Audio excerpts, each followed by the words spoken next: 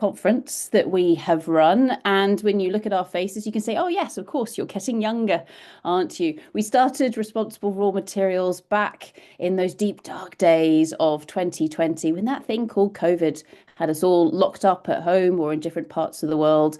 And the lovely Rose Clark, who is dialing in from the wonderful world of Birmingham. Rose, give us a wave. Rose had come and started doing an internship with us. But of course, the internship took a slightly left-hand turn, didn't it, Rose? And it was during those days when we thought, OK, let's set up a conference that allows people to come together from very diverse backgrounds to share their thoughts, their feelings, their ideas, their concerns, and perhaps their inspirations with regards to key aspects of raw materials. So here we are 6 years later. As Rose says, this is the longest internship in the world. Don't worry, folks. She now has a proper job. She's not still an intern. It's all good. Rose is looking at me with a slight question mark. No, of course. So this is a case here where Responsible Raw Materials is an independent, not-for-profit organisation. We all do this on a voluntary basis, and everything that we produce is freely available to be used or challenged, perhaps, in whatever forum you would like. So for those of you who have dialed in, be it through the Zoom or be it through the YouTube, thank you very, very much for coming and speaking to us today. The YouTube, I like that. I sound very old, don't I, when I refer to YouTube as being the YouTube.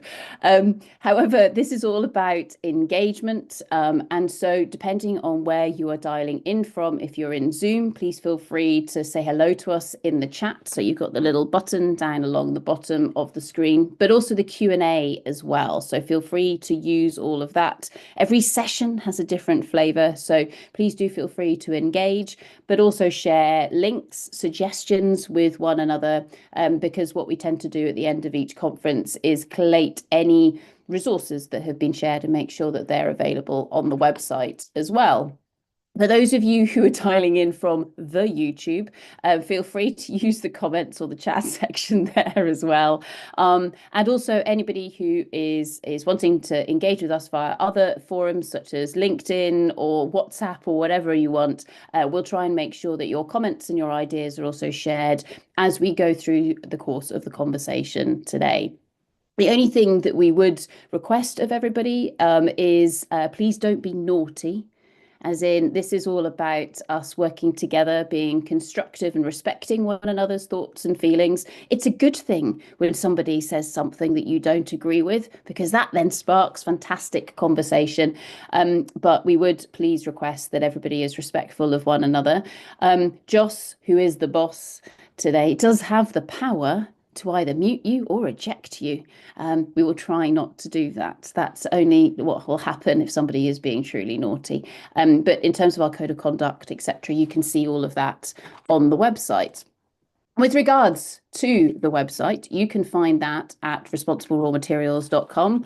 And as per usual, I will start sharing my screen and just give us a quick little tour of what is on the website, because this is how we run the conference every year. Because what you can do is you can go into the website where you will find a little bit of an overview with regards to Responsible Raw Materials as a whole, as well as our top 8 videos that we encourage you to go and take a look at from over the last 6 or so years worth of conferences. There are many, many more videos that are sitting there hidden away on the website, which I'll show you in a second. But this year's conference is sitting there underneath the tab 2025 conference. And if you go in there, of course, you can switch how you're watching things. Today is not starting well, is it, Aileen? Nope. But you can scroll down here, and at the bottom of the page, you will find a link to all of our wonderful speakers and the sessions. So it is, of course, today, Thursday, the 1st of May, certainly here in the UK, where I'm currently sitting. And you can see our lineup for today's session. I'll go through that very shortly. But for those of you who are wanting to check this out in a little bit more detail, what you can do is go and hover over the person's talk that you want to learn more about, click on Learn More. And oh, look, surprisingly enough, for example, it will go through to the wrong link. This is the second time I've done this, Joss. Every time I do this. Oh no, I take full responsibility and I will fix it right now. So give me 1 minute. There we go. Let's try another one. Yay! See, I should have clicked on that. Fantastic. This is why I do the quality checking for stuff that we do, because I always find the bits that don't work. So, for example, if you want to find out about Anna, who's going to be speaking with Selena and myself a little bit later, you can see a bit of a biography for Anna that sits in there. And as you saw with the previous click, we'll be replacing this lovely picture of Anna with the video as soon as it is edited. So you'll be able to catch up on that conversation as soon as we finish. However, if you're thinking, well, hang on a second, you've been mentioning that this is our 6th annual conference that we've been running. If you want to go back to our past events, just go and click on past events and you'll see a link to all of the conferences that we've run since 2020. That includes a link again to all of the different speakers and the talks, etc., that we've gone through there. So we well and truly do have hundreds of talks available for all of you. Some other things that we've been up to or got up to over the last few years. If I go to ESG Reporting Roundtable, this was a roundtable that we ran for the Resource Reserve Reporting Codes and Guidelines. So this is back in the depths of 2021. I distinctly remember I did it from my camper van. I was snowed in outside. I was having to sledge or ski to go and get milk, for example, in the morning. It was great fun. But what you can do there is go through to the website that was used for that particular discussion, which was in Responsible Reserves. And again, if you explore all of that, you'll be able to find more links into the roundtables that we ran, including highlights in terms of how those different codes were being updated. The good news is that this was the last event we ran for that, because Crisco set up a sustainability committee. So we didn't need to do anything more in that space, because we well and truly saw that change coming through in terms of incorporating sustainability aspects into those reporting codes and governance with regards to raw materials and that world of geology, which was really exciting. Back, however, to responsible raw materials and the conferences that we've been running over the last little while. What we also have coming through here are some learning materials. So again, as I mentioned, where you are sharing links, etc. with us, we do tend to pop them into our online learning materials. So have a little look at some of those. There's some really interesting bits and pieces that sit within that.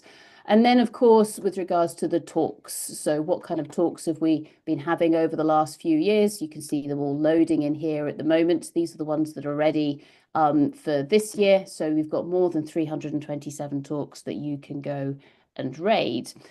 If you're trying to find a talk that you really want, and this is where I'm going to well and truly crash and burn. Remember, we were trying to find Estelle's talk earlier on?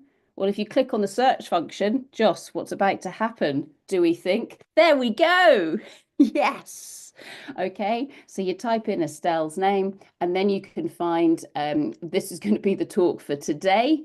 Okay, so you can click on that and that will take you through to the area where Estelle's biography, etc., will be sitting there. But also, Estelle has been absolutely amazing and has spoken to us before. So if you want to find some of the previous talks or maybe just look at our previous haircuts, you can go and click on these previous links. So Estelle, look, we look very happy at that point in time. So that was back in 2022 where we had a really great discussion together.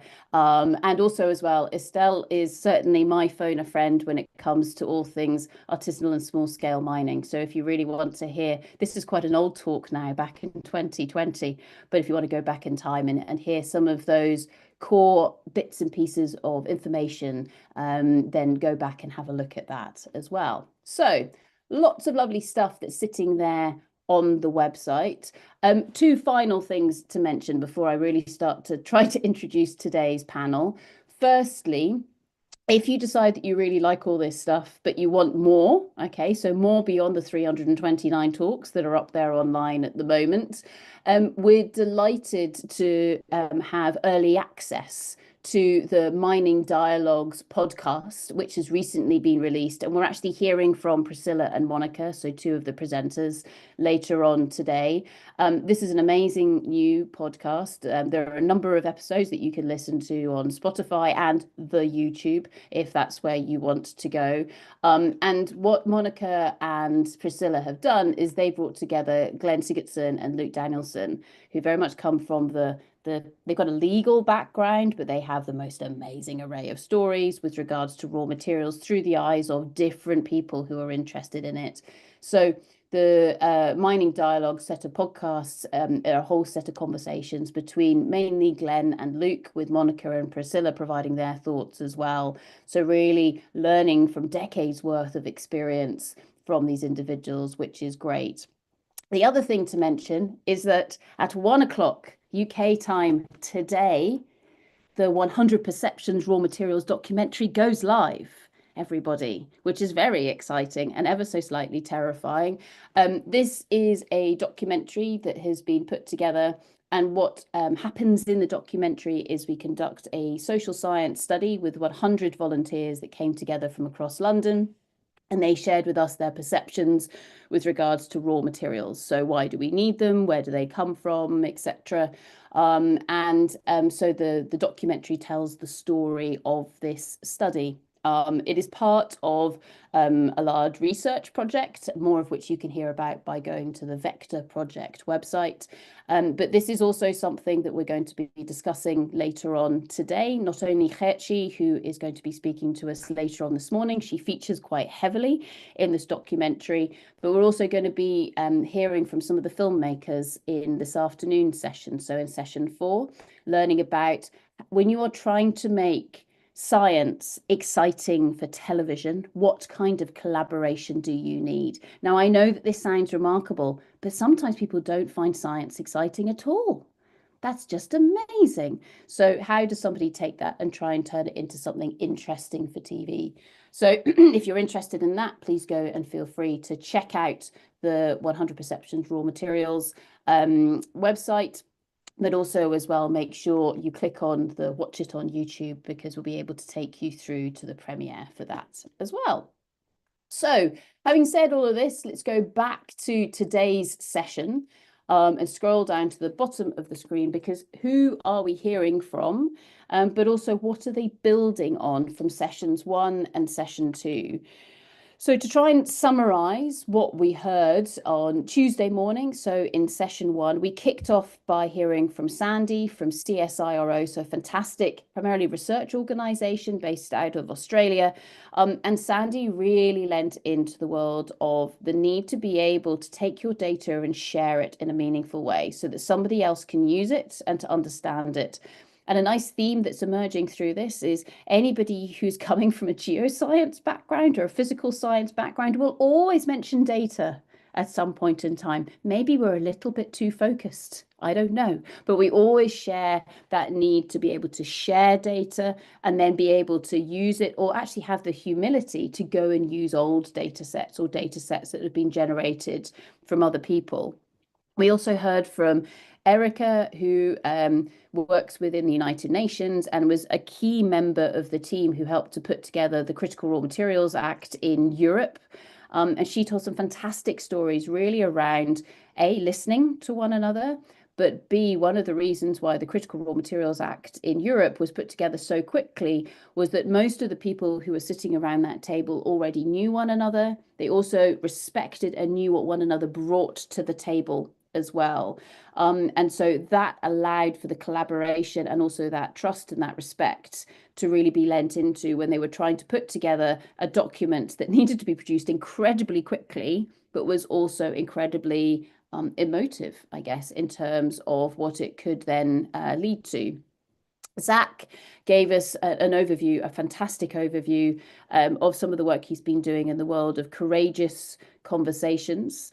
And Zach suggested that actually some of the key tools that you can have are neutral conveners, but also making sure that there's a superordinate goal. So what is it that everybody's trying to push towards? And I loved it. He talked about how do you get everybody walking in the same direction, but on their own paths? So having that freedom and that agency to bring your own personality and your own experience to the table, but knowing that you're all walking in a similar direction. And also remembering that trust is something that you have to gift. So it's something that you give to somebody else. Then we heard from John Ashton, who talked about finding a big zinc discovery in Ireland, in part due to a fantastic collaboration that had been set up. And his words of wisdom were shut up and listen, or at least he certainly said something like that. But then also, once as a group you've discovered something, or you think, oh, hang on, that might be a good direction to travel, have the confidence to then do something about it. So often we have these great ideas, but then we don't do anything with them. So how do you summon that confidence to do something about it? Then we traveled to Namibia and we heard from Kumbada, and she, again, some fantastic quotes, including the fact that she's been on the receiving end of collaborations from the Western world rather a lot. So I think this is really interesting. So when you are working with one another, how do you create that very equal forum, but also respect and trust different cultures, different ways of working, etc., and perhaps really revel in that diversity in approaches. So how do you bring that to the table? Then back to the UK, and Mike from Oxford talked about multidisciplinary work and how do you find the surprises. And Sujatha, you're going to love this. So Mike is very much a geoscientist, and he talked about how they'd been very surprised by how in the world of social sciences, data is collected in a very different way. And it often takes much longer than the data that's collected, say, in the physical sciences. So where are the surprises that you see when you're working together? And then finally, we heard from Claire, who really brought that industry, but also investor angle into the discussion. And the quote that I've captured here from Claire was, if you want to go fast, go alone. But if you want to go far, go together. And of course, that is a very well-known quote, but I think really summarized that first session that we had on Tuesday. The second session that we had kicked off with Julie Hollis from the Eurogeo surveys, where they have 37 different geological surveys that are attempting to work together. And her talk really did focus in on diversity, trust, engagement, value, inclusivity, respect, and openness. Simple. If you can crack all of those things, then you're a winner. It's absolutely fantastic. Then Johannes, who really engaged with the role of the facilitator, and actually maybe some warnings. So if you don't have a common vision, then you'll have confusion. If you have isolated sets of knowledge, then that tends to breed immense frustration. And then if you have misaligned incentives, then you'll have resistance from different groups. So again, coming at it from a different angle, but really wise words shared with us there. Then Britt from ALS in Canada talked about how do you form that bridge between different groups, and sometimes those being the bridge or the person sitting in the middle, that is very much a skill set in its own right, and how do we respect that person who brings that. Into Harry from the United Nations, again talking about the bridge and UNFC perhaps being one of those tools for it, and the concept of a world resource bank. Konstantin talking about product and process circularity, that was really interesting and did spark some debate in terms of what is true circularity and what's actually a system that's not really circular. Anyway, we can dive into that a bit more as well. Kyle brought to the table the parable of the two trees. And then finally, we finished off with Chris Tucker from Skeena Gold, who said, well, if you really want to get this to work, it's all about humility and respect for people that you work with. So we're building on top of those fantastic sessions that we had on Tuesday. And as you can see here, we're kicking off today with a fantastic Anna, who's going to be speaking to us from that world of BBC Media Action. As we go through the course of today, I'm going to let everybody introduce themselves. But if I stop sharing now, you'll be able to see most of our wonderful speakers on the screen in front of you. So everyone, give everybody a wave to our lovely attendees who are there. Please go stalking all of these wonderful speakers by going to the website and clicking on their biographies. We've sorted out the links now. It's all glorious. But firstly, I'd like to welcome to the table the fantastic Anna, who's going to have a conversation with the just as fantastic Selena. And they are going to open up today's session with a discussion around collaboration. So Selena and Anna, if you want to unmute yourselves now, we will welcome you to the stage. and let you have your fireside chat. Thank you very much. Brilliant. Thank you so much, Sarah. Hi, Anna. It is so good to have you with us today. And it's a public holiday in Tanzania, so an extra special thank you from us all for joining. I thought I'd just start very briefly with a bit of background to how you and I met. So we now met over 7 years ago, which seems incredible. When I was consulting for an international development program called Institutions for Inclusive Development, or I4ID, focused on facilitating economic growth and inclusive development in Tanzania. So you were the deputy director of that program, and the project we worked together on was focused on opening up the market for menstrual products for women and girls in rural areas in particular. So all to say, I got to experience firsthand your mastery in bringing diverse groups and interests together for open discussion and collaboration. So again, thanks for joining and bringing you to this conference and opening the session. I know, however, that I4ID has just been a relatively small part of your experience, and it would be really great if we could start with you giving us a picture of your journey and the work that's led you to your role as country director of BBC Media Action. And then we'll sort of explore the role of media and its ability to influence or derail collaboration and progress. How does that sound? Thank you, Selena, and happy Workers' Day from Tanzania. Hi, everyone.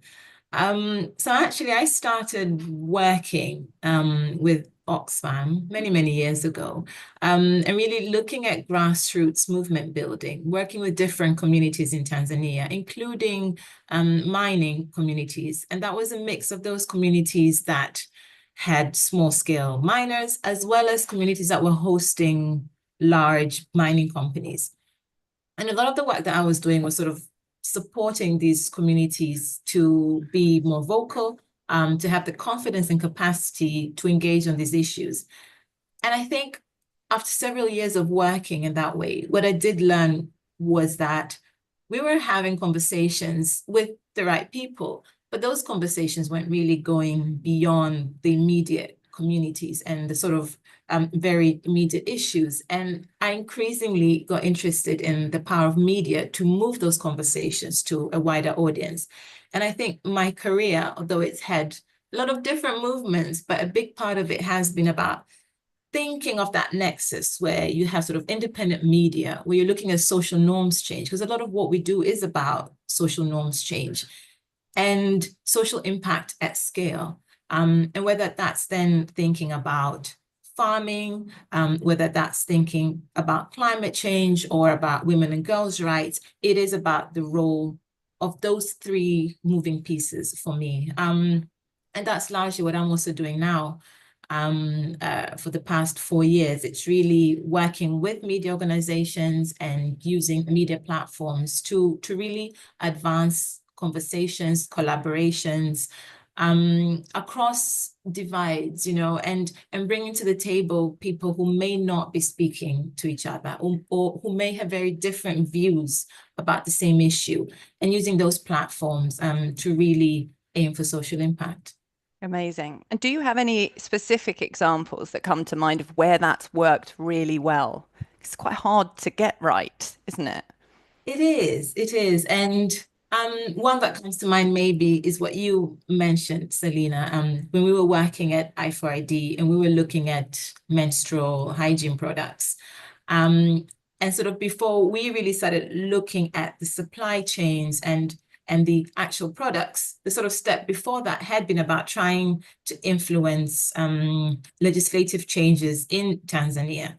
And we brought a number of stakeholders together on this issue, civil society, the government, the private sector, faith leaders and traditional leaders as well, to really look at what it means to be a young girl, and the barriers to us accessing menstrual products in Tanzania. And the media played a very key role in bringing those stakeholders together, in facilitating conversations that then went beyond who was in the room, but really brought in communities in urban and in rural areas. It brought in school children and their teachers into this conversation. And it led to enough momentum that the government did take a policy shift on this issue. And they did pilot out zero tax on menstrual products. Now, we know that that wasn't the end of the story, and there were still challenges. And well, great, then how do you get these products actually to these young girls and women? But I think it's a really interesting example of how media played a role in sort of opening up that conversation and opening up, as I mentioned, to people who may not have been having these conversations with each other. And then through that process as well, I mean, it really challenged a massive taboo here in Tanzania, talking about periods on air, you know? And I think we still see the consequences of those conversations until today. I remember it so clearly now you're speaking about it. It was such a powerful moment and shift in that you say, as you say, that culture and that taboo of talking about it. And I remember you bringing in men, particularly high profile men on social media, who also made a difference. The first time that had really been done was incredible.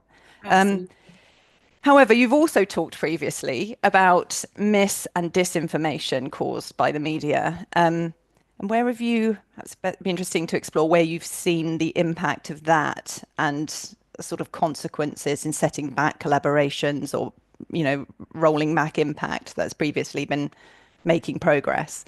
Yeah, and I mean, I've spoken about this quite a bit in the context of gender equality and women and girls' rights, because I think that, at least in this part of the world, you know, it tends to disproportionately be hammered by mis and disinformation. But increasingly, I've also been interested, for example, around the issues of climate change and the rise in mis and disinformation, especially non-English media in this part of the world. And I think it's interesting that it's non-English media, because I think there is a lot more oversight, interest, research on the role of English language media on this issue, less so if you're talking about Swahili, you know, and other types of media. And what we've seen increasingly is that there's sort of two main strands of mis and disinformation on this issue. One really focused on, it's not, you know, man-made climate change, it's God's will. And the other is that this is all just rhetoric from the global north to hold back African growth and progress. And I think what's really interesting about a rise in this rhetoric online and on air is that, one, we then don't hold ourselves accountable or responsible, but we also then hold back from holding our governments accountable for what they're doing to support and to reduce and mitigate the impacts of climate change for us. We're also not holding corporations accountable for their behaviors in contributing to this.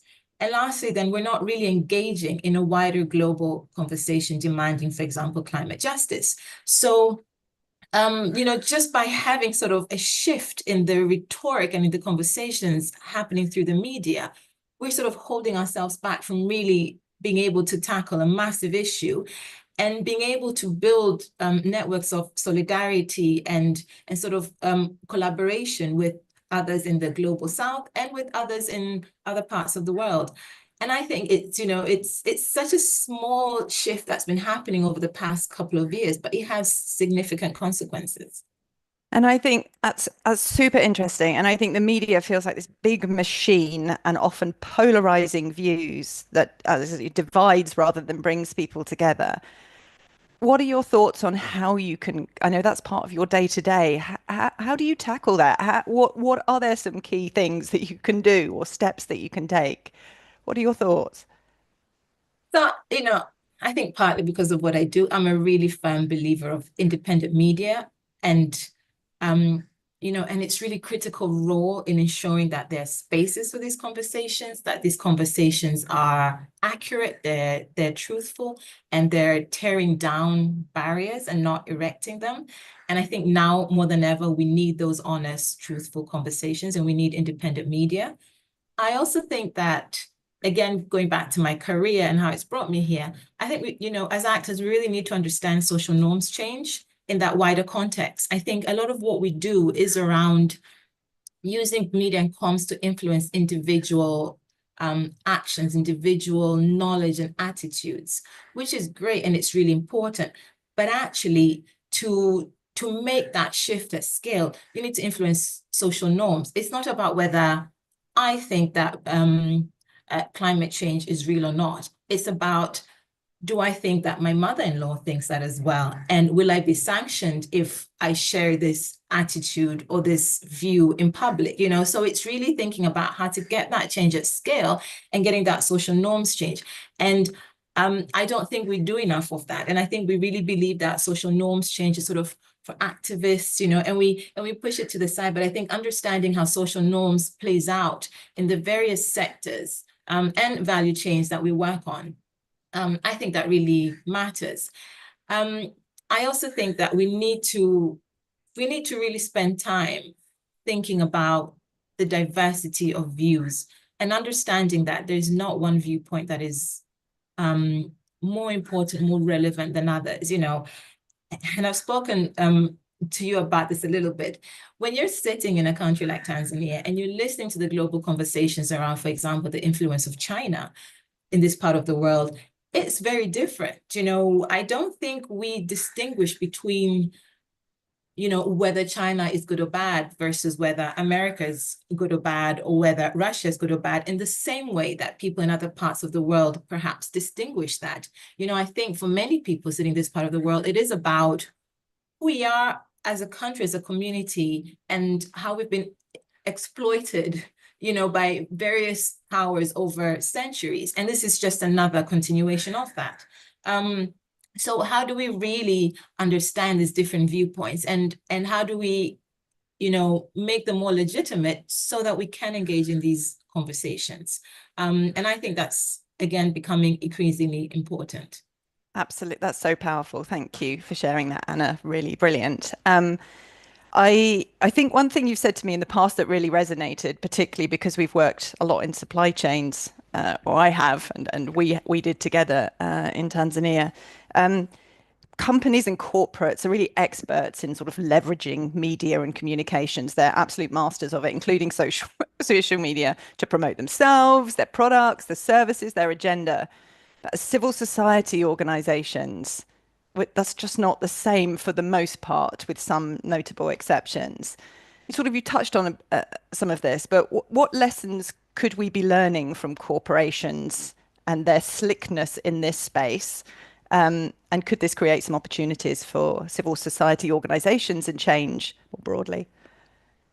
Yeah, and I think that's where the role of collaborations really comes in. You know, I think for many civil society organizations, we don't have the resources to really invest in the kind of research that's needed, in the kind of large-scale, very savvy campaigns, and not even just campaigns, you know, but the way that, especially for sort of consumer behaviors, you know, it's really infiltrating different parts of our media, our those spaces where we get information and we engage in conversations. We don't really have the resources to do that on our own.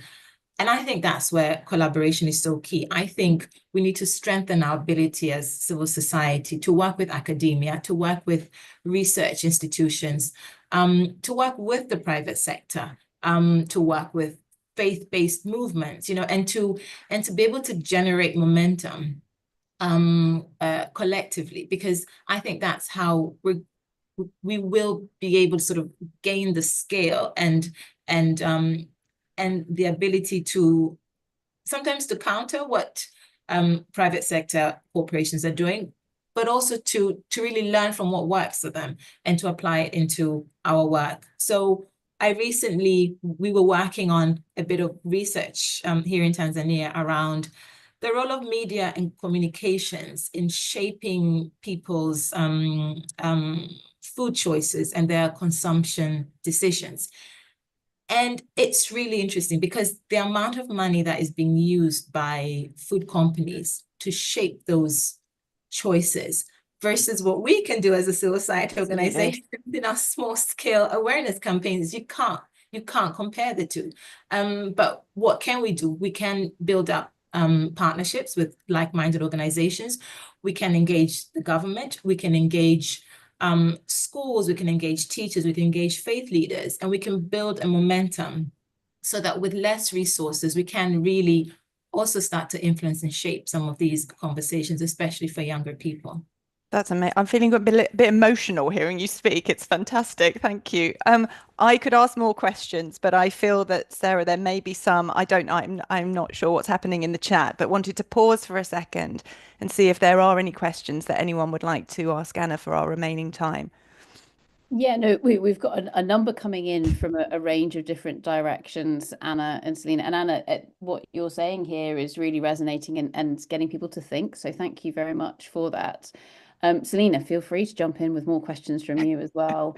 But one of them is around, Anna, you mentioned in terms of people almost being worried about being sanctioned or being cancelled for when they put their thoughts out there, etc. And of course, people thinking, well, I'm not an activist or whatever, but I've still got maybe something to say. Do you have any thoughts there around people who actively hold themselves back from saying maybe what they're thinking, and that kind of balancing act between people being cancelled or being worried about somebody saying something nasty to them in that world of social media? Yeah, I know. And that is a tough one. And I mean, we see it especially with young people, but I think, well, what we've learned in terms of, and I'm trying to sort of apply our thinking around social norms change to that issue. I think what we've learned is the need to sort of start small. So I think it's really difficult to go in front of hundreds and thousands and put forward an opinion or viewpoint that you think might face backlash or sanctions. It's a lot easier to start with your immediate friends and peers and build up that safe space, or that group of people who will support, endorse, even if they challenge, but they won't cancel you in that process. And I think build bands of solidarity that can then move outward. And so that's really trying to identify where the safe spaces are. It's about trying to identify where your like-minded allies, friends are. And I think you always need those brave, risk takers who will be at the forefront of putting some of these views to the public. What we've seen in our work is if young women believe that they have the right to education, but they're scared that their mothers-in-law won't agree and their husbands won't agree and they will be sanctioned by it, they might believe it, they're not going to act on it. But if they hear stories of other young women in communities like theirs, in their neighborhoods, in their social networks, who have made that decision and have been okay, they are more likely to then step out and say, actually, I'm worried I might be sanctioned, but I may not be. And even if I am, it's not at the scale that I'm worried it will be. And those brave individuals who come out then generate a momentum that allows others to come in. Now, I mean, I know it's easier said than done. And I think we really do all struggle, especially with social media, being sanctioned by people who don't know us, but I think it is about starting small and building up that momentum. And again, that's where network building, collaborations, reaching out really matters. So it's almost sort of, kind of collaborations of courage, or that momentum of courage, and how that can spread. Anna, there's another question that's come in the chat from Ralph, and Ralph's asking, how do you engage with faith groups on disinformation whilst remaining sensitive to their beliefs? Is there a balance to be struck, or is the approach more rigid? That's a really good question. I mean, my experience is that it does require balancing, and it does require longer term engagement. I think trying to train faith leaders in what they should be thinking about gender-based violence, things like that, it doesn't work. I think it is about finding, champions within these faith organizations or these faith communities in order to engage in conversations with, bringing more on board, understanding their viewpoint. Sometimes it starts with small changes and small sort of steps and successes, and that allows you to then push the bar further. I also think, though, and I say this with all honesty, that as a civil society actor, you also need to know where the limit is, you know. So my values would dictate to me that if they are still really conservative, regressive viewpoints being shared publicly by these actors that I'm collaborating with, the question for me is, am I legitimizing a discourse, a viewpoint that I shouldn't be? You know, do I actually have enough influence from the inside to shift that? Or am I kidding myself? And in the process, actually, I'm undermining my own integrity, and I'm giving power to a conversation that shouldn't be happening anyways, you know. And I think those are the questions that we always have to check ourselves with. Absolutely. Anna, I could keep asking you questions because they keep coming in, and it's absolutely fascinating. Thank you so much for dialing in from Tanzania on a public holiday. Thank you for having me. It's been brilliant. Everyone, please put your hands together for the fantastic Anna. Absolutely brilliant. Thank you. Great. Next to our stage, we have the fantastic Maeve, who is not speaking to us from Tanzania. Instead, Maeve is speaking to us from the beautiful Ireland. Maeve, we can see your slides. Over to Maeve. Thank you very much. Oh, and we need to unmute, and then we'll be good to go. And of course, it's okay. Sorry. Right, we start again. We're going to start again. We're going Yep. to share the slides. It's a truly glorious thing. Excellent. Okay, everyone, please put your hands together for the fantastic Maeve. Over to you, Maeve. Great, and apologies for the technological glitch at this hour of the morning. Good morning, everyone, and thank you for joining us, whatever hour of the day it happens to be where you are. I'm Maeve Boland, and I've had a long and winding career, but the bit that's of relevance to this is that from 2013 to 2018, I was Director of Geoscience Policy at the American Geosciences Institute, and I'll be drawing on that experience for a case study on facilitating collaboration between geoscience societies.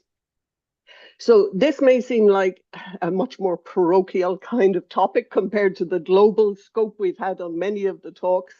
But I think it's really important that collaboration happens on every scale, and we also shouldn't neglect the collaborations that are right next door to us and within our own community. We can learn a lot from those as well. So geoscience societies are themselves a collaboration, and they're in many cases highly successful and very long lasting. GeolSoc of London's been around more than 200 years.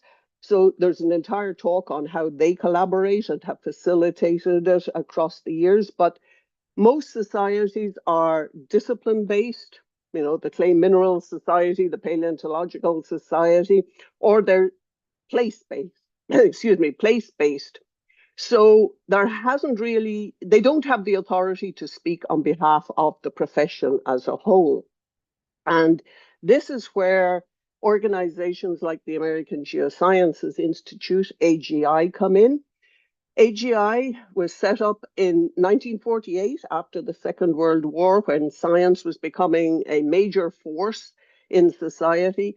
And it was designed to serve as a single and unifying authoritative voice for all branches of the geological sciences. And its current mission statement says that they represent and serve the geoscience community by providing collaborative leadership and information. So collaboration has been built into the DNA of AGI for more than 75 years. It is an interesting organization. You can't join AGI. It has no individual members. It has about 50, the number always fluctuates a few every year, but around about 50 member societies or organizations, all of them with some connection to the geosciences. And those societies themselves have about 250,000 members. So developing a collaboration on that scale, even though you already have a built-in common interest, you don't have the immense cultural diversity that some of our projects that we've heard about are, it still brings a lot of challenges. So I'm going to just go through how we did the collaboration for the revision of the guidelines for ethical professional conduct. And these guidelines, it's an aspirational document. There's no enforcement mechanism whatsoever, but it outlines the overarching ethical standards that are relevant for all professional geoscientists. So in itself, the first version of the guidelines was produced in 1999. And in the decade after that, there were immense strides in the field of geoethics and the study of it, but also there was a much, much more intense scrutiny of geoscientists and what they were doing and the implications of their work. And they were being held responsible to the outside world on a scale that they weren't quite used to. And the societies were being required to answer questions about what were their standards, what were their expectations for behavior, and this was beyond the scope of many of them to deal with. So they asked AGI to facilitate a collaborative process to develop a common code of ethics for geoscientists. And I know this slide is absolutely what any communications expert would tell you never to show anybody, especially not at 8:30 or whatever it is in the morning. But quite honestly, this is what an awful lot of collaboration is about and what it feels like. It's a process, and how you do it in some cases has almost as much bearing on the legitimacy of your end product as the discussions that go on within it. You can't ignore the process. So very briefly, what AGI did to get this common code of ethics, all 50 member societies were invited to nominate someone to a committee. 12 nominations were received. They all appointed to the committee. The committee did an immense amount of work. And they were supported through all this by the infrastructure of AGI. The scaffolding of the mechanism was provided by a professional organization that facilitated the discussions and helped move the process forward. The draft version of the guidelines was presented again to all 50 member societies in October. And they were invited to provide feedback, which 25 of them did. And this was a crucial part of the process. They provided insight and participation that really improved the work. The guidelines were revised. They were adopted by the executive committee, which again, in bureaucratic terms, is an elected group of the member societies who oversee the actions of AGI. And then the end product was presented to all the members just over a year after the start of the discussions. And by the end of that year, 29 member societies had endorsed the guidelines, and many others had agreed to them, but for a bunch of internal reasons couldn't formally sign on. And I just took this 2 days ago from the Society of Economic Geologists, who use the AGI Code of Ethics as their go-to point for this. So after all that collaboration, what was produced? It was one page with a lot of white space. It was a lot of work, a lot of effort, a lot of investment in time, but this was the end result. And given that we're talking about raw materials and responsibility, I'll just draw out a couple of the points in that. So the very start of the preamble says that geoscientists play a critical role in ethical decision-making about stewardship of the Earth, the use of its resources, and the interactions between humankind and the planet on which we live.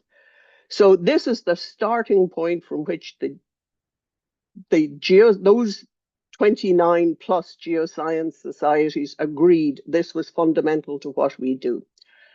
They then have a list of 10 points about how individual geoscientists should behave in their day-to-day professional activities. And the very first one that everyone on the committee agreed was the cornerstone of the entire document was be honest.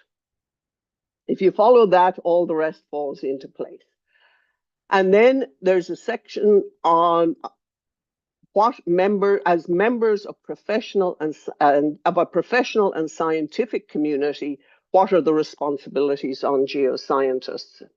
And one of those is to support responsible stewardship through improved understanding and interpretation of the Earth, which is go ahead and do your science, but also crucially to communicate that to people.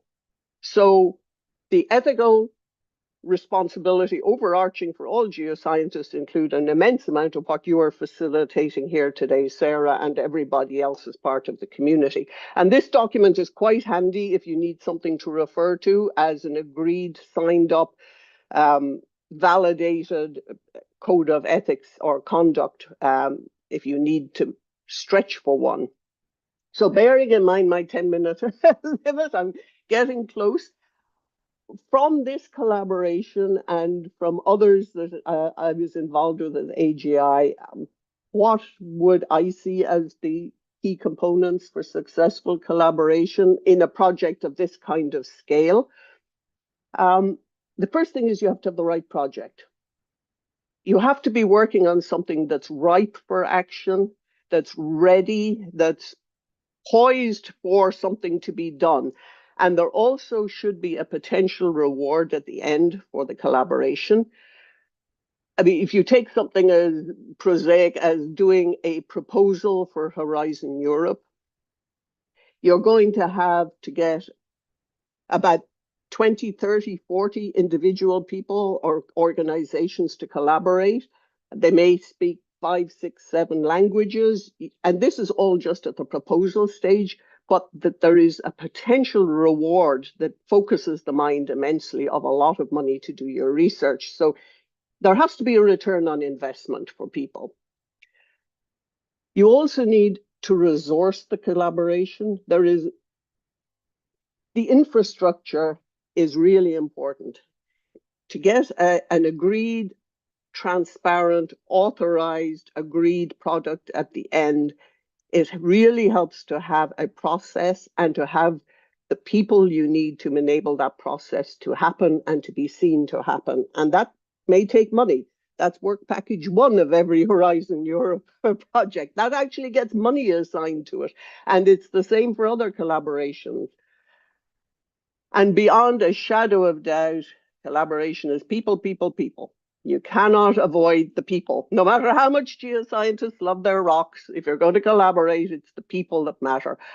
You need engaged participants. I would suggest a mix of the visionaries who go and say, we can go do this. Look, there's all these opportunities. Let's change the world. And you need the people who say, okay, but how are we going to pay for it? Who's going to be involved? Is this the right word to use here? You want that mix of skills within your group. And leadership. Collaborative leadership is different from hierarchical leadership. At AGI, we used to say we have to lead from the middle. So it's bringing people together, bringing them along. And what really helps is if your chair or whoever's coordinating it, and as many of the participants as possible, can moderate their egos and actually see that the whole is greater than than themselves. That makes an enormous difference. So given that that's a very fast gallop, I will end there and thank you very much and look forward to the discussion with you, Sarah, and anyone else. And I can stop sharing. Yay, brilliant. Thank you so much for that, Maeve. Round of applause, everyone, for the fantastic Maeve. Maeve, thank you for that. And I'm loving that whole making sure you've got that kind of the purpose for the project or that reward at the end of the day, resourcing it properly. Now, a lot of these kind of collaborations, it's almost expected that volunteers are going to do this. is this something where, you know, if it's a Horizon Europe project or a kind of a paid for grant, then obviously there is usually a budget that you can apply for to actually resource things properly. But thinking about, say, different societies coming together where they are volunteers, how do you get around that? And especially those volunteers who say, yeah, I'll do it. And then, you know, you don't have time to do this. So finding the right volunteers.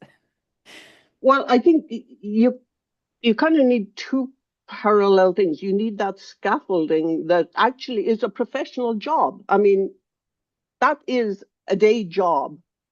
And there are people who are really good at providing the infrastructure and the support needed to enable those volunteers to go do their thing. And part of it is convincing the societies they have to contribute. And whoever's involved, like, yes, you're very kindly contributing somebody's free time because they're contributing it to you. But at a certain point, this is the real world and somebody has to pay for something.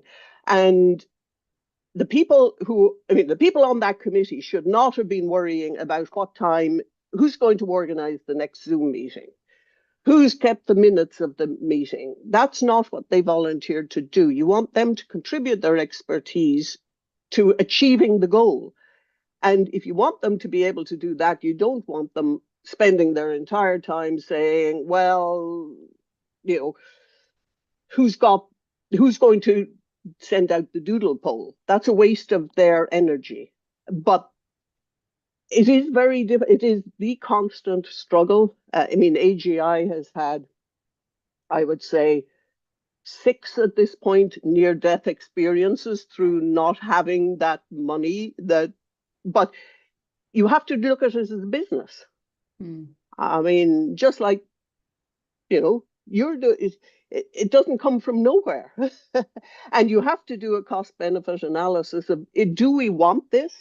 And are we willing to actually provide the resources needed to do it?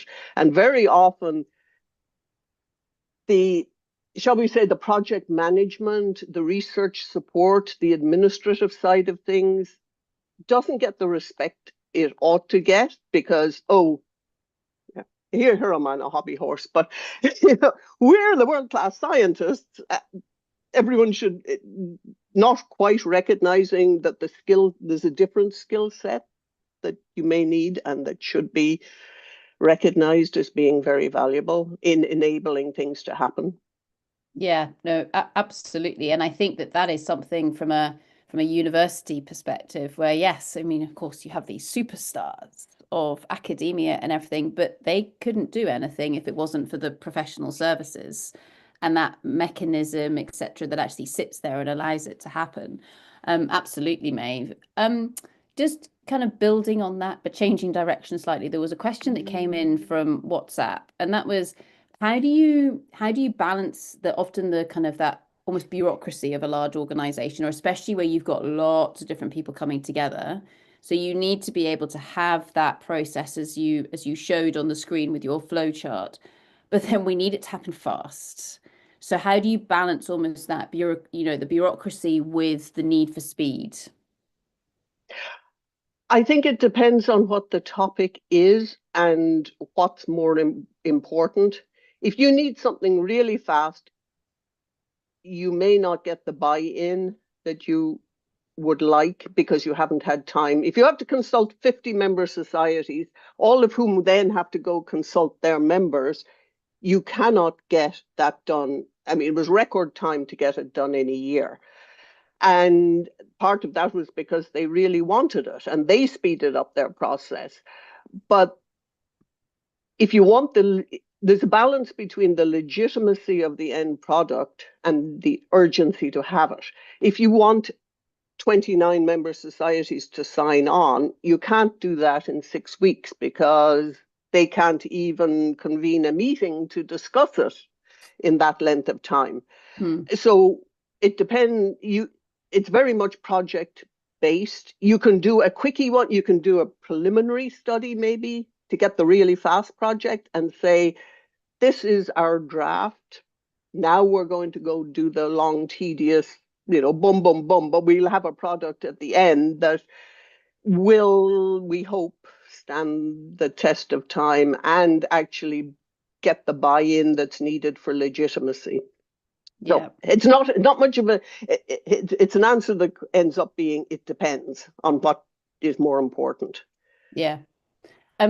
Maybe I've got one final question for you, and I know I'm keeping an eye on time, and this steps away from maybe what we'll be speaking about. You are the most amazing connector of people. So the reason why I personally know iCrag is because I think you came and I think physically grabbed me by the hand actually at a conference back in Glasgow a number of years back and said, Sarah, you have to come and meet these people over here. What's the secret to doing that? Oh gosh, I have absolutely no clue. No, I mean, you just make connections. Some people make connections. It's valuing what people bring to the table. Some people bring connections. Some people have those inspirational ideas. Some people are the doers. Bringing them together is where the magic comes, and you just play to whatever your strength happens to be. Well, it's anyway, this way you get everyone else to do the work. You just say, you should talk to so-and-so and you should do this. And lo and behold, these wonderful people do it. And you stand back and say, well done. So now we know what's really going on, Maeve. No, basically, behalf of the World Roundabout, thank you very much for you bringing that amazing strength of being able to connect people, because it's made a huge amount of stuff happen in the world. So everyone, please put your hands together for the one and only, the fantastic Maeve Boland. Thank you very much, Maeve. Thank you. Thank you. Excellent. Okay, so we're going to move from Maeve and that world of AGI and trying to get a whole load of societies to collaborate. We're now going to go to Australia, everybody, just in case you hadn't noticed from Maeve's accent. We were in Ireland. Now we're going to go to Australia, and Sujatha, who's also going to be talking about collaborations within that world of research. And yep, Sujatha, we can see your screen. Perfect, excellent. And so Sujatha is going to speak to us again about collaborations with regards to that world of research. Please put your hands together for the wonderful Sujatha Raman. Thank you very much. Thank you. Thanks so much, Sarah. Thank you all for coming online for this conference. I must say I'm a newbie. This is my first Responsible Raw Materials Conference. Really looking forward to it. Thank you for the invitation. So I'm Sujatha Raman. I'm a professor here at the Australian National University. I have for many years now been working in this interdisciplinary field that goes by various titles, but science, technology, and society pretty much captures it. So I've been very much interested in that kind of interface between society and what gets classified under the domain of science, engineering, and so forth.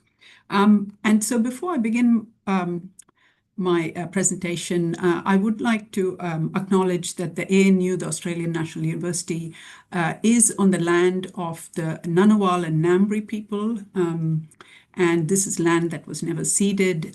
This is the land of Aboriginal Australians. And I would like to pay my respects to their elders, past and present. One of the things I will be highlighting briefly in my talk is of course, the significance, the importance, the criticality of Indigenous rights, Indigenous consent to various issues to do with raw materials. So let me just briefly, I thought because I'm a newbie, I will say a little bit about what kind of brings me to this conference.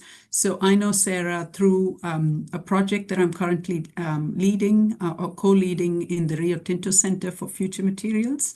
And this is particularly about how do we bring people from different disciplines together, people who are not used to collaborating.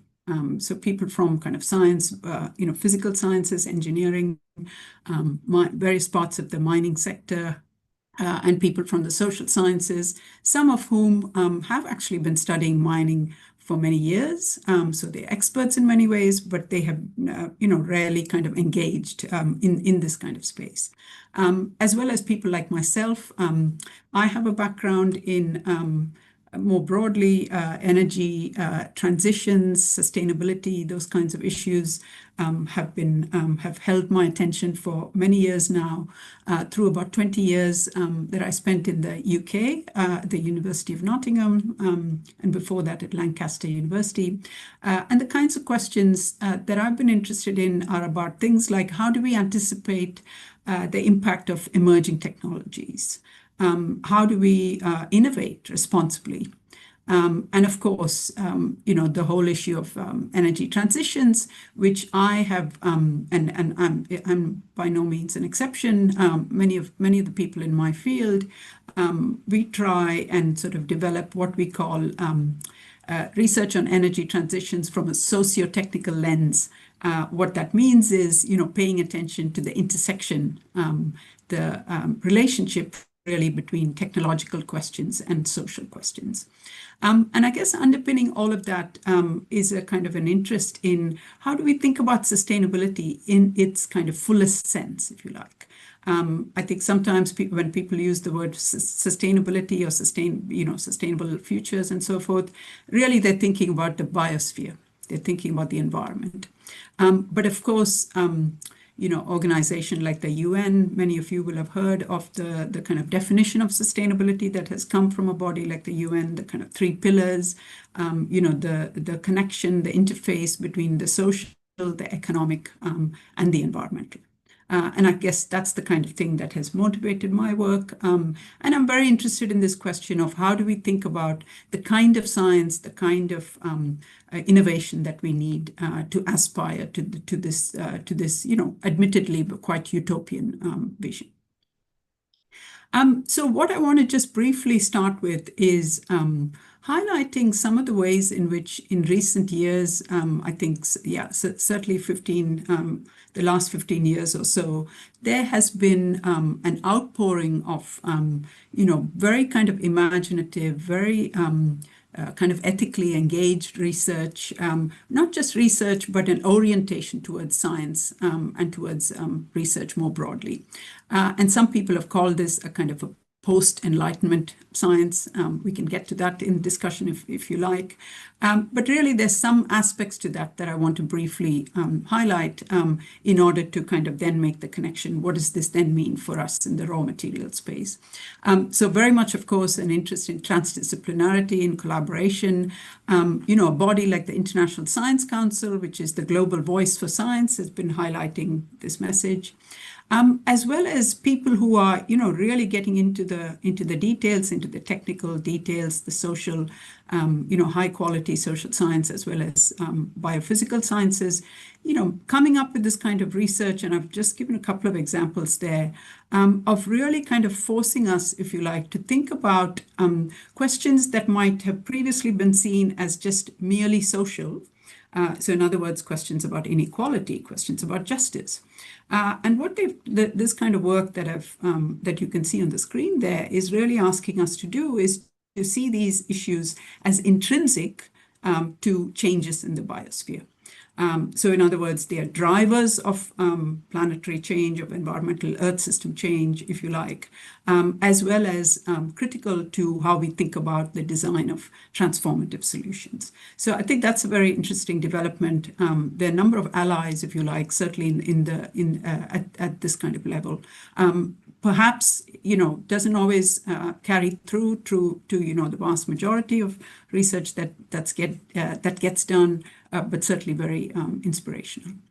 And so for me, one of the questions I asked myself in thinking about, okay, so what do I want to say at this conference where many of you have already been thinking in these terms about transdisciplinarity, about justice, as well as the rocks, right? Like both of those questions, equity, as well as thinking about the technical details to do with rocks. So what can this maybe offer us, offer people in this community?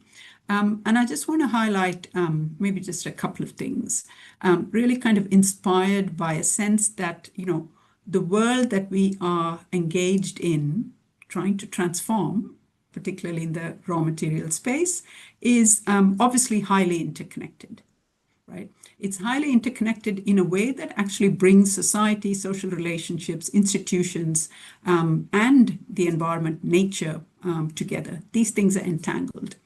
And so maybe a couple of things that I would like to sort of, put forward, I guess, as central to collaboration. And this sort of drawing on, not just my work in the raw materials space, which is relatively recent, but the kind of, previous experience as well.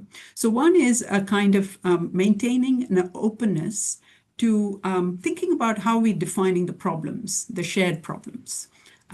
Sometimes, people who come late to the table, if you like, find that the problem has already been defined for them. And maybe they don't quite agree with it, or maybe there's some holes that they have to pick with it. And likewise, an openness to trying to reframe what we take then to be the solutions, what we imagine to be the solutions to these problems.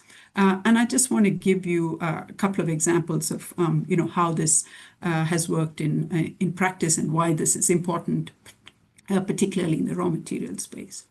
So if we think about collaborative work in raw materials, we could, of course, start with something like the projections that the International Energy Agency has put forward on how much critical minerals we need for energy transitions, clean energy transitions. And of course, if you then get a social scientist perhaps into the room, or you get somebody from civil society, somebody from community, people who have been spending their lives either affected by mining, or who have kind of researched or, tried to mobilize attention to the kinds of questions. You will then come across this kind of language, which is not contained, not quite captured in these graphical projections of, numbers of how much minerals we need, but it's quite powerful language like sacrifice zones. So the idea that, some communities around the world are being kind of potentially sacrificed on the altar of the clean energy future that we all want to see. And so you might say, okay, so one way of defining a problem for collaboration across these different perspectives is, okay, let's try and think of ways of supplying the materials we need for clean energy transitions, but without creating these sacrifice zones in the process. And that's a really good start, and I think it's what appears to be a lot of what motivates people in this community, in the responsible raw materials community. But I want to push forward a little bit on this and think about some of what I'm seeing as the solutions that then get offered to this challenge. And very often, in my experience, they appear to kind of take the form of, well, we've got all these kind of, high gee whiz technologies, if you like. We can go maybe deep underground. We can come up with precision technologies. Maybe these are promising ways forward, because they can lower the environmental footprint of mining, but also they can be more acceptable to communities and, do away with this challenge of sacrifice zones. So I want to kind of highlight here, I'm obviously not critical, from my tone, you could probably tell I'm slightly skeptical of technological solutions, not because we don't need technologies. We absolutely do. We do need technological innovation. But is that enough? Can we assume that the new technologies that are being dreamed up will in fact provide that kind of transformative solution? Can we think of them in isolation from the more kind of social questions that I alluded to at the start? And I think so there's a point there, maybe we need to stop a little bit. And this is often what happens when you put a bunch of people from different disciplines together in front of this kind of version 1 framing that I've just offered you of both the problems as well as the solutions. You've got a problem, you recognize the challenge of justice, and then you put technology as the solution. So again, I want to highlight that the kinds of things you're likely to encounter, for example, is the big elephant in the room, which is about how we often know that, from history, technological improvements lead to and have led to a rebound effect. And so very often, you've got, and many people argue at this time, what we're actually witnessing is rather than a transition or a shift from fossil fuels to renewable energy and electrification, we're getting a kind of a phenomenon of addition, energy addition. So the kind of elephant in the room, if you like. There's other people will inevitably, of course, bring up this challenge that I highlighted at the start, which is why place matters, and why it matters in particular when we think about indigenous peoples and other land-connected peoples who often are kind of disproportionately, at the coalface of these developments. Sorry to mix metaphors there.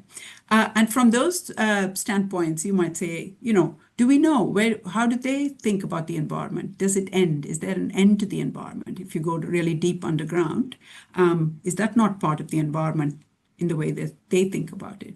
Who has rights over this subterranean kind of space? How do different people value the space? And of course, who bears responsibility for the risks? So these are the kinds of questions lawyers, of course, indigenous communities, scholars will bring to the table. And then maybe just one example very briefly is, of course, these projections of demand, like you see with the International Energy Agency. You've got people who then, their kind of expertise is in comparing, different such projections, and then kind of highlighting that, in fact, that this is not just, one scenario that we need to be thinking about. There are multiple assumptions built in. And so if you change your assumptions, then your demand projections are going to change, are potentially going to change quite drastically. And maybe that's not a bad thing.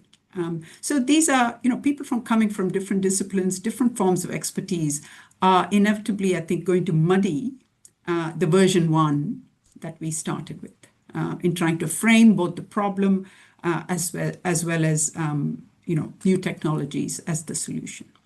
But I want to kind of, in closing, I want to highlight that this kind of problem, if you like, is, of the fact that you're going to have different perspectives. It doesn't necessarily have to be a problem. If we can think of it as actually it's critical to elicit these perspectives, it's actually critical for collaboration. But more importantly, even through this collaboration, we can see it as a generative process or a productive process. Finding kind of creative ways forward through recognizing this complexity.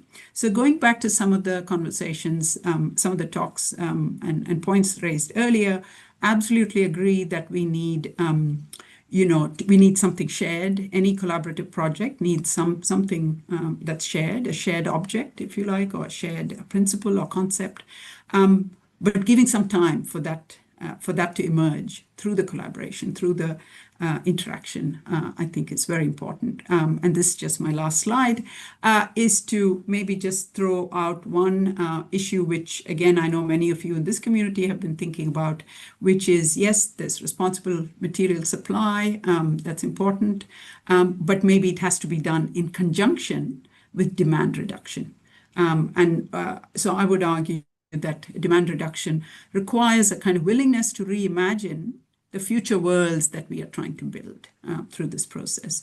And in Australia, there's a fantastic center called Reworlding, very, very interesting. I'd encourage you to have a look at their website.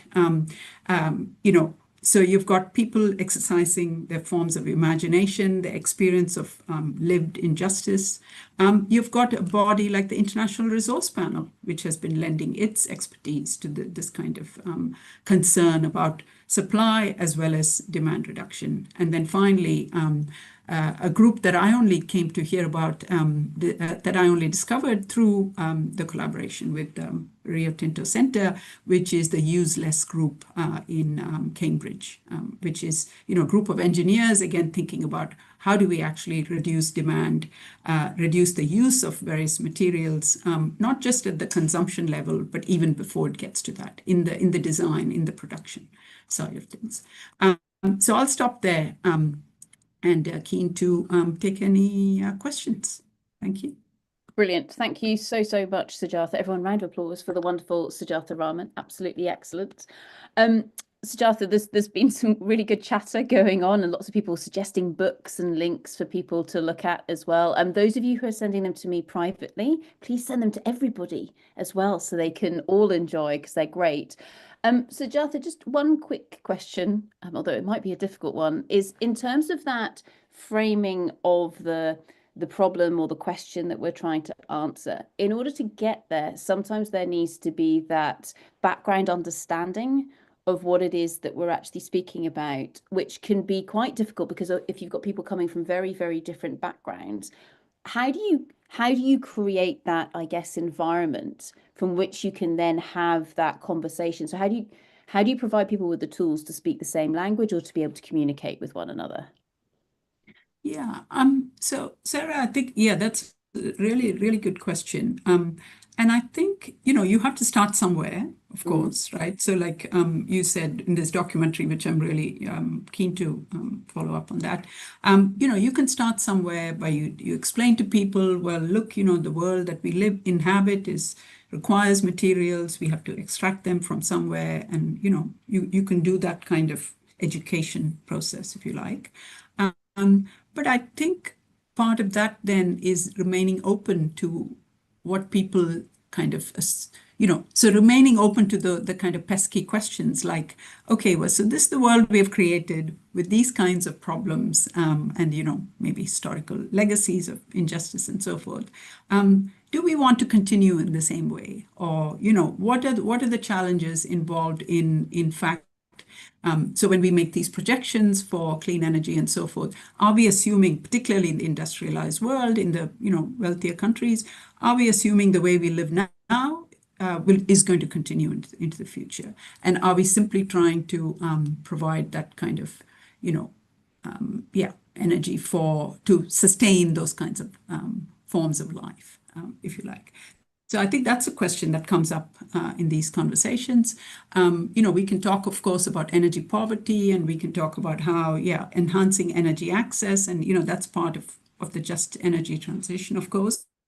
But it's not just an expansion, right? Like maybe in some contexts, it's, the contraction. That's a terrible word. People don't like to think in terms of reducing resources and that kind of thing. But again, equally, I think there are some people who are bringing, again, more imaginative lenses on these things. The International Resource Council has, highlighted the role of, thinking about how we think about sufficiency. I can see some, Jean-Baptiste Frezot. There's work that, there's a podcast some of you may follow it's called The Great Simplification. I think I've heard of Jean-Baptiste through that one. So I think a lot of people actually, and of course people, in this community, people have been, thinking in other ways. And so, so just that's a long-winded way of saying, yes, we need something that's shared or background knowledge, but where we go from there, that might still take you somewhere different from what you might have expected when you provide that knowledge, if you see what I mean.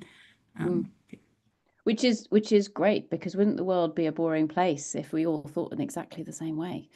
So brilliant. Thank you very, very much for that, Sujatha. Everyone, please put your hands together for the lovely Sujatha Raman. Thank you very much. Excellent. Thank you. Thank you, Sujatha. So building on all of this, we are now going to welcome to our wonderful virtual platform the fantastic Estelle Levin-Nally. Now, as you saw in the introduction, Estelle has been with us before. So Sujatha was a newbie. I'm not going to say that Estelle has been around for ages, because you are truly wonderful and fantastic. But Estelle, of course, has been speaking here at Responsible Raw Materials on a number of occasions in the past. Estelle, do you want to come off mute and then maybe give a bit of an introduction to yourself? And then I have some questions for you so we can have a little chat. Sure, Sarah, thanks so much. And hi, everybody, and thanks so much for having me back. What a joy to follow those amazing talks. I've been taking loads of notes, and now I'm changing what I'm going to say to you today. I'm the CEO and founder of a social enterprise B Corporation called Levin Sources. we're driving the transition to just and sustainable minerals value chains by working with the actors all along those value chains and all around it. And I also hold a role on the G7's Gender Equality Advisory Council, and I'm a commissioner for the Global Investment Commission for Mining 2030, and have a couple of voluntary roles as well in relation to women in mining initiatives as well. So I do a variety of things, and as you can tell, justice is very important to me, and cooperation is just at the heart of what I do. Fantastic. Thank you very much for that, Estelle. So you've got plenty of time on your hands for doing various other bits and pieces. Now, in terms of cooperation, so as you just outlined there, it's very important in terms of a lot of the different areas that you're involved with. But you've also been putting together a cooperation pathway that I know that you want to share with us. Yes, I want to share it with you. And maybe I can tell you a little bit about where this idea came from and why it happened. Cooperation has always been there as part of my work. And I came to realize actually about a year or two ago that actually most of our services are in that space of helping business partners work better together to drive impact and to control risk. And it was a bit of an aha moment. And I think also because of our relationship as well, Sarah, because I know that Satala, in the work that I did with you, we were doing stuff at the operational level within a mining institution for their own operations. And my role was to help with ASM engagement, which is about that relationship. And it's the same in our value chain work and our investment work. So it's important to me for those reasons. We just live and breathe at 11 Sources. And I was working with Johannes Drilsma, who spoke, 2 days ago, at the Global Battery Alliance, and he was developing and using this consensing method as part of helping us with our working groups. He was leading the greenhouse gas working group, I was leading the human rights working group, to try and build consensus amongst a very diverse set of stakeholders to create the pioneering indices for the GBA's battery passports. And I had this moment where I went, well, it's not enough to build consensus because if we want to cooperate, we have to build consensus first. But what does that look like as a process? And is there a deepening here?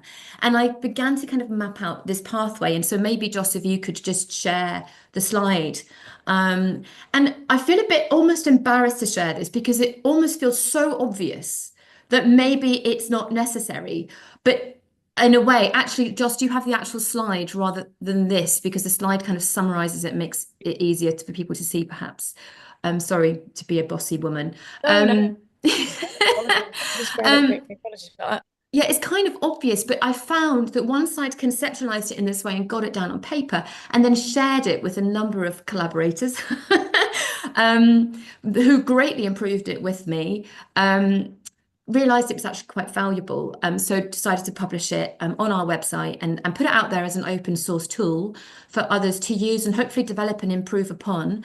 Already in our conversation today, I've had a few different ideas as to ways that we can deepen it, and I'll talk a bit about that now. So, I've done a lot of work on collaborations over the years, and what you'll see if you click on the link, which I know Joss is going to share later to the first document she shared, I name some of the collaborations that we've had at 11 Sources that kind of map onto each of these, to give a sense of, it's okay to just be at one of these points. And it's okay to not necessarily go further, because maybe just being at that particular level is all you need to achieve your mutual goals. But if you do want to go deeper, which means going further along to the right, then you kind of have to go through some of the first steps, because if you don't, the collaboration or cooperation is less likely to succeed. Now, that's an assumption rule I'm putting out there. I'd love it to be tested. I'd love people to prove me wrong and to make this even more valuable. But if I can just take you along the journey, the very first thing you need is champions. You need people that say, this is an issue. I think it was your point, Maeve. You said there's, or maybe it wasn't. Sorry, it was Sarah described earlier a point somebody else made 2 days ago, that you've got to have the courage to step up and take the action once you see that there's a need. And so you need those champions to go, we need to do something about this. Who do I need to work with to make it happen? And so once they do that, they come together and they figure out what the motivation could be for the community that is going to work on this. And you start to do outreach and engagement with the other organizations or individuals that you recognize are necessary to really do the best to solve that issue. And through those bilateral engagements, you understand everybody's positions, interests, reasons, the business case, the impact case for participating, and you can start to design and build what the collaboration is going to look like. And it requires, so that kind of, there's a research component to this, there's outreach, there's a bit of advocacy and promoting the idea and getting that feedback until you eventually get to a point where those organizations that want to come and be part of this, at the very least, make a commitment to learn, as a first point to then eventually making a decision later as to whether or not they'll participate and how. So it takes you into the discovery phase. And in the discovery phase, you're kind of working together to get to common ground understanding. And it's exactly the point others were making about how do you do this when people come from different backgrounds with different ways of seeing, different levels of understanding. We just did the discovery piece yesterday with the Global Investor Commission for mining. We did some work for them on autism and small-scale mining, and the purpose of that presentation was to bring all of these commissioners from very different backgrounds to a more common point of understanding so that we can start to ideate as a commission on what could the commission do on ASM. If we had just asked that question before we'd done the discovery, we'd have found we were talking past each other, we might have been disagreeing, there was different levels of understanding. It would make the next part of the process less efficient. And then after discovery, you get to, once people have got to a point of learning where the evidence stacks up and they go, this is worth my time, I can commit to dedicating resources to this, you enter the consensus building process. And this is where you bring Johannes in or other facilitators who are going to start to really explore just through dialogue. What are we doing? And you start to co-design what you're going to do. And at the end of that, you get to this commitment to act. Now, it may just be like we do, Sarah. You get to cooperation at Leven Sources and Satala, where we love each other, we love what we're each doing, we think that we want to support each other's mutual missions, we want each other to thrive and carry on with our fabulous, initiatives, and we will help each other out, just like Maeve did. She'll grab these two people together and she'll say, you guys need to talk. Or we will say, hey, Sarah, there's this thing going on, you need to be part of it. Or you will come to me and go, I need an idea on this, Estelle, can you help me? And I'll go, yeah, let's spend half an hour, and we brainstorm together. So we cooperate to help each other go in and do our jobs better. And Leven Sources does that with a lot of different partners. It doesn't mean we're necessarily at that moment in time on a project together, but we've just aligned in terms of what we see the value each other brings into the world, and we're willing to help each other. And a lot of that is just about knowledge sharing and enablement. But if you decide to work together, but then you get to collaboration. I'm going to skip over coordination for a second because it's a little bit different. And collaboration is like the projects that we've done together actually on the ground for a client where we have to put a bigger design piece around it. But moving aside just to consulting firms, collaboration is things like the types of value chain collaborations that we get from the downstream, working in the upstream, for example, in DRC, trying to tackle issues around child labour or trying to drive a more just energy transition through creating the conditions for greater prosperity on the ground. That's a lot harder because that requires much bigger resource commitment, joint planning. You're really doing a thing together. And there's much more space for that to go wrong. And it requires a lot deeper project management skills and so on. And then you may, at a certain point, close the cooperation, or you may actually find the cooperation becomes its own thing, as you were talking about with responsible reserves. Or it may be that the cooperation is no longer fit to be with you, but somebody else says, we will take that over and move it forward.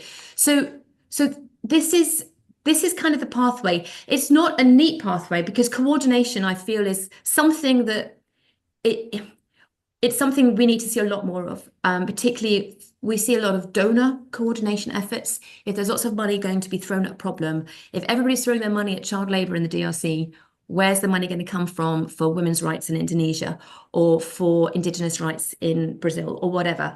So we need to be coordinating and being strategic about when we have a mutual problem, who's going to do what. And so that kind of sits with cooperation in a way, but it's a bit of an extension of that. So that's the idea of the pathway. If you click the next thing, please, Joss, you'll see that as you go along the pathway, The intensity of communication deepens. You need greater trust to work at those different depths. And also risks escalate. That's why you need much more serious project management, coordination, and trust building skills as you go along. And then the risks that sit there, if you press again, please, Joss, thank you for being my skivvy on this. There's a whole bunch of risks to navigate as you work through, and conflict of interest, competition, dealing with the boundaries of confidentiality and transparency. So that's what it is. And it's just there as a conceptual framework for people to make use of if it's helpful. Is it helpful? I think it's incredibly helpful, Estelle. And so thinking about then using this. Yeah. You know, I mean, I'm immediately applying this to kind of different projects. And then also, as Sujatha was outlining, a lot of the kind of the academic collaborations, especially where you have academia and industry coming together, etc. So I'm immediately thinking, oh, what does this step look like? What does that step look like? From your perspective, do you have any hints and tips in terms of how people can really use it? Yeah, I think what you've got to remember is it's actually, there's both soft and hard stuff that makes this succeed. Yeah. And some of the things I've been hearing from, you know, the other panelists today is, you know, mindsets.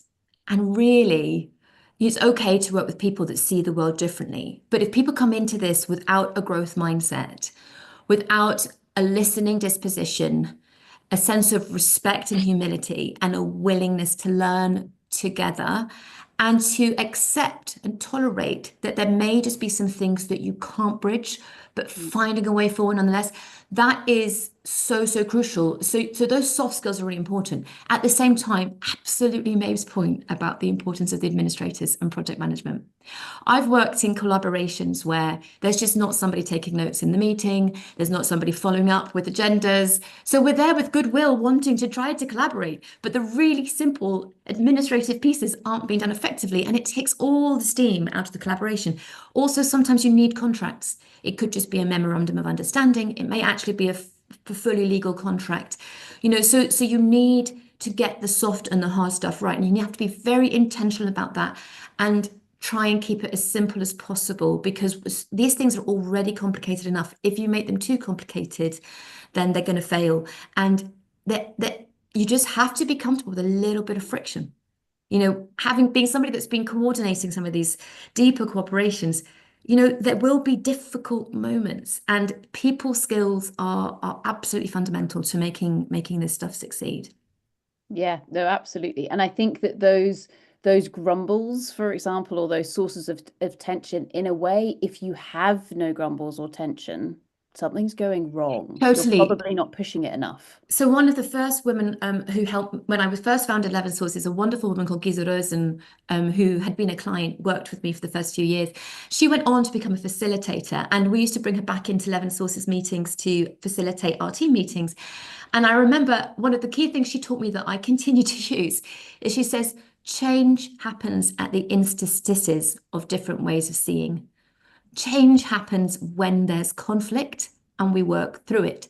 So in a facilitated setting, you mustn't be afraid of that friction and those conflicts. You can manage them respectfully. You've got to be experts in taking people on a journey through it. And that's where Johannes' consensing methodology is really, really valuable, because, and having seen that in practice.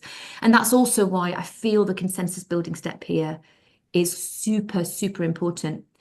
I want to also, sorry, just because Maeve made me think about it, and forgive me if it was Maeve or Sujatha, you can tell, Sujatha, you can see that my brain is not quite there because I've only eaten one mouthful of my banana this morning and had a bit of a long day yesterday myself and didn't get enough sleep. But you spoke about patience and the need to recognize that some of these changes are just going to take a lot of time.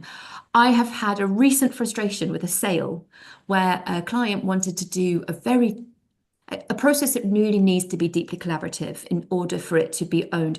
As a Western company downstream, wanting to work upstream in a South American country with a community of stakeholders to which they know they're connected, but they're not directly connected, and wanting to build some form of supply chain cooperation. they loved our pitch because it was very cooperation led. It got the extent of meaningful stakeholder engagement you needed. But they ultimately went for something that was, I think, a quarter of the price. That there's no way going to deliver that. They're going to get a deliverable at the end, but they're not going to get that buy-in. So at the end of the journey, it's less likely to be as successful as with that upfront investment that we were planning. So I really do think you have to be realistic to match your resources to the objective. And the objective isn't just the destination of the thing you produce, it's the quality of the experience of the actors within it. And I think that's also the point about how does it feel for people who become subjects of somebody else's intended cooperation and are dragged into it, but not fully supported to bring that trust, to gift that trust, as you said, and participate. You have to have patience. And unfortunately, it means you need to put the right resources to cope with the fact that maybe these things won't come as quickly as you want. Yeah, absolutely. And I think as well, if you're the person being asked to provide those resources or, that expertise, if there isn't the capacity to be able to resource it properly, actually being willing to say, well, we can't do it. Absolutely. We've done that in the past as well. You must, because it's also about your integrity and your values, because I don't want to be responsible for an extractive project that is dealing with people who are in vulnerable situations. I think there's an enormous responsibility if you're going to do that kind of collaboration to put them first and to be humble and respectful and listening and patient. It just sometimes doesn't work because, again, you're dealing with people that have different... It may not be the social performance person you're working with that's wanting to do this. It may be the people behind them that they're struggling to convince because they come from a completely disciplinary background and with a different set of constraints. Yeah, absolutely. Wise words, as always. So, Estelle, thank you so much. Absolutely brilliant to see you. I know that there'll be lots of comments and chatter going on, more book suggestions as well happening there in the chat. Everyone, please put your hands together for the wonderful Estelle Levinelli. Thank you very much. Thank you. Brilliant. Thanks, Estelle. Great. Excellent. So now we're going to welcome to our virtual platform yet another amazing, fantastic, brilliant person. So all the way from, currently sitting in Manchester, in the office, no less, we're going to welcome to the stage the amazing Helen Woodcock. Now, Helen, I don't think you mind me saying that your background is not necessarily from the world of raw materials, but Helen brings a huge deal of experience with regards to collaboration, and so is going to share with us a slightly different case study from a slightly different industry. Please put your hands together for the wonderful Helen Woodcock. Thank you very much. Cheers. Thank you very much, Sarah. So yes, I'm Helen Woodcock. I'm the Risk and Sustainability Director at Callison. And you might be wondering what Callison is. So to give some more context of who I am and who Callison is a leading financer of essential energy infrastructure supporting the UK's transition to low carbon future through smart meters, EP chargers, heat pumps, etc. So, we are very much in the energy space, the green tech space, and it's about creating that impactful change with mass rollout technology, really. But who am I? I have been in a decade of looking at compliance, ESG and risk, and I have had the pleasure of working with Satala for a number of years now.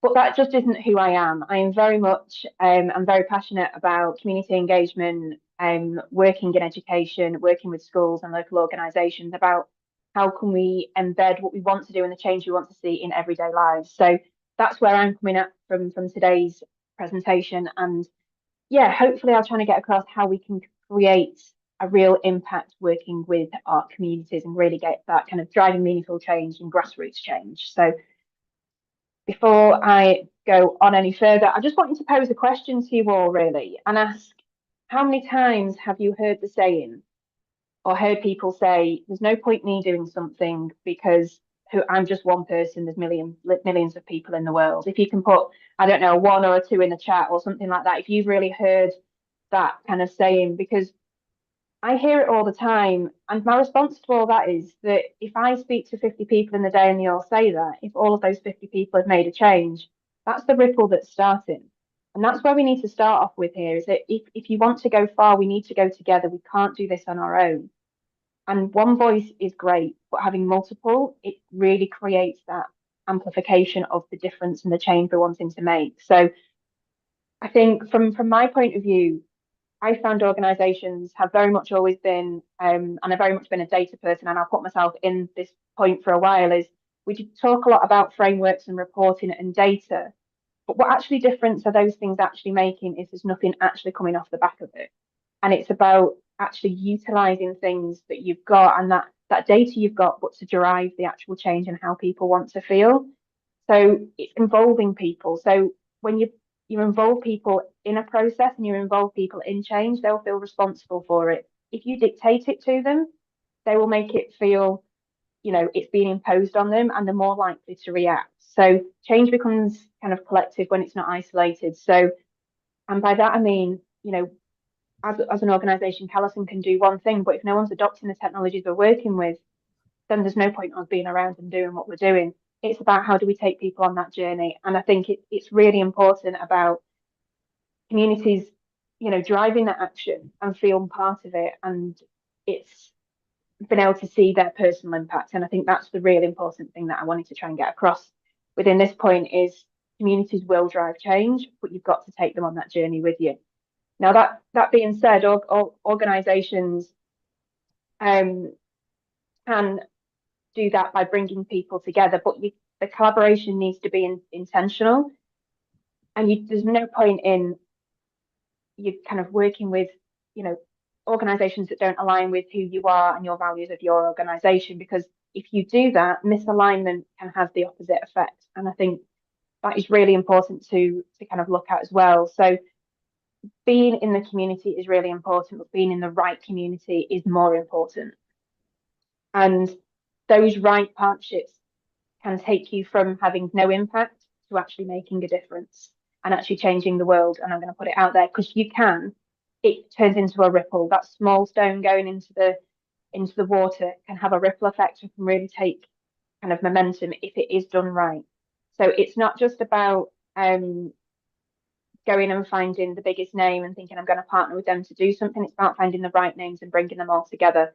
And that's what we've been here doing at Callison, is really looking at our values and what difference do we want to see, and ensuring that we're kind of aligning with who we want to see at those kind of certain points as well. So it's about taking people on that journey and bringing the right people together to have the right conversations in the room. Instead of us having 10 conversations with 10 individuals, it's bringing those group of people in together and having a co-coordinated conversation. And that for me is really been it's been really impactful with some of the stuff that we've done. And it's always going to be about kind of aligning the values of all organizations, because as I say, if you don't do it, then it will have a completely negative effect, because it will kind of look like you're just doing something for the sake of doing it or ticking a box. And that is not what we're here to do. None of this is about commercial gain.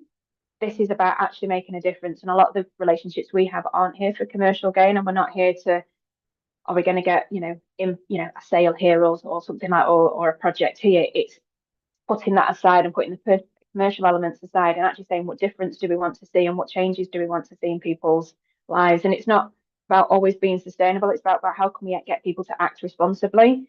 And if we get people to act responsibly, sustainability will naturally happen and change will naturally happen. So that's kind of enough on kind of why we kind of done what we've been doing, and what have we been doing is probably a nice example to move on to. So some real life examples of some individual projects that I've been working on for the last few years, and some of these relationships I've had for a number of years. And I've actually now in some way brought them all together to co-create a mini community. And the focus that we've been looking at is Wigan. You might ask why that part of Manchester, or Greater Manchester in England. It's where one of our head offices is, and we decided to start small. There's no point in us trying to make change across the whole of the UK when, by kind of zoning your impact and actually showing what you can do in a smaller area, that means that you can duplicate it and you can scale it. And that's basically where we're at the moment. It's showing what you can do with small change and actually then how you can scale it up and actually bring other parties in and going along. So one of our long-standing relationships has always been with the Manchester and Wigan Youth Zones. And actually, I'll take a step back first before I kind of go into what those relationships are. Is our values and our organisation, we kind of looked at what difference or what issues are we seeing in the world, and what difference do we want to make to kind of resolve those kind of issues that we're seeing. The first one is, for our organisation, we haven't got enough green skills. There's not enough people out there wanting to install our assets and do that. There's not enough people going into the engineering space. And if there is, the diverse mix of those individuals, you're not seeing a lot of the women in the industry coming through, or people with potential disabilities, or from ethnic backgrounds. We're seeing it's very much been a very traditional white male area from our point of view. So that was kind of the first one, is actually how do we ensure that we've got a workforce to continue doing this for the next 10, 15, 20 years? And there's no point looking at the world as it is today and the guys who've got on the tools at the moment. We need to make sure that we're kind of future-proofing our workforce for the next 20 years. That's kind of one of our kind of key areas of focus. The other one is ensuring that the areas that we're working with, our products go into the community. So we need to make sure that the community does everything they need to live sustainably. And again, that's always about education. It's about what do they know? How do we ensure that people want to do the adoption and have everything that they need to know about that? So education is quite a key point of view for us. And the other one is actually not just looking at communities, but also businesses as well. So how can we ensure that businesses are actually being utilised to do that education for us? Because not everyone will listen to Callison, because not everyone knows who Callison is, but there's going to be key stakeholders out there in the world that if they're doing it, then people will want to go on. It'll become a trend. It'll become hopefully not a fad, but it'll become something that people will want to do and continue to do. So there's been very much a focus on education, being green and being sustainable, looking after our environment with that's what our tech does, but also how do we ensure that the younger generation is educated? So, there was a stat I heard recently that I think it's from about the age of 8, a child will decide on basically what direction and career they want to go in. Now, if I'm honest, I never even thought at the age of 8, for me personally, what to do when I was growing up. I think I was going to be a vet, but then I didn't like the whole parts of that. But I think most kids now they've got so much conditioning from what they can see on social media and what their parents and grandparents have done, is that if you think about the green space and engineering, it's becoming less and less. There's less people probably going on to the trades and wanting to do those kind of things and actually thinking more sustainably. This is a new thing, even though it's been around for years. Thinking about being green and doing things greener hasn't always been at the forefront of people's minds. So when we talked about going into eco schools and going into education, I had a bit of a pushback internally, because they were like, yeah, but we're not an educator. We want to work with organizations. But when I explained it back to the organization, is actually the people we're talking to doesn't need to be today's generation. We need to be actually talking to tomorrow's generation about how to live sustainably, because these are the ones that are going to be living with our products. These are the ones that are going to be coming into our workforce, and these are the ones that can actually make a difference. So it's about going back against your value chain. So yes, going into schools, you might not think that's going to have actually impact on our organizations, but what do kids do and do well? They will go home and talk to their parents, and they'll tell them what they've learned at school. They will also tell them about, we should be doing this and we should be doing that. I've had many people come to me and say, God, little Johnny's just come home from school today, and he's forcing us to do our recycling properly, and he's our bin monitor, and we'll sort the bins out. It forces things to happen at home. And then what happens, the parents will then go into work, and then they'll talk about it, as a lot of people do in here, and then there'll become a conversation that happens within the office. And then someone else will pick on something else. And it's that conversation that actually starts change, because then people will start thinking, well, what can I do? What difference can I make? That was kind of the key point from an eco schools. It wasn't just it is to educate them about there is green technology jobs out there, but also to, as long as they understand what world they want to see, they'll ensure that that's what the world they have when they get to the point where they can make that difference. Similar to what we've been doing with Manchester and Wigan Youth Zones, most of the people that attend the youth zones come from socio-economic deprived areas. And that means that, some of their parents might not, or the areas that they're in might not be focused on, different kinds of jobs and looking at different kinds of ways of living. So we go into there and actually show them what is possible in the world and what's actually open to them. And it's about empowering that through green projects and sustainable living, and actually showing them that they can break the norm and break that social norm that they've been brought up in, which might be very generational. And it's about how do we kind of give them that lifeline. And that's the work that we do there. We've been doing that for probably over 10 years now with the youth zones local to us.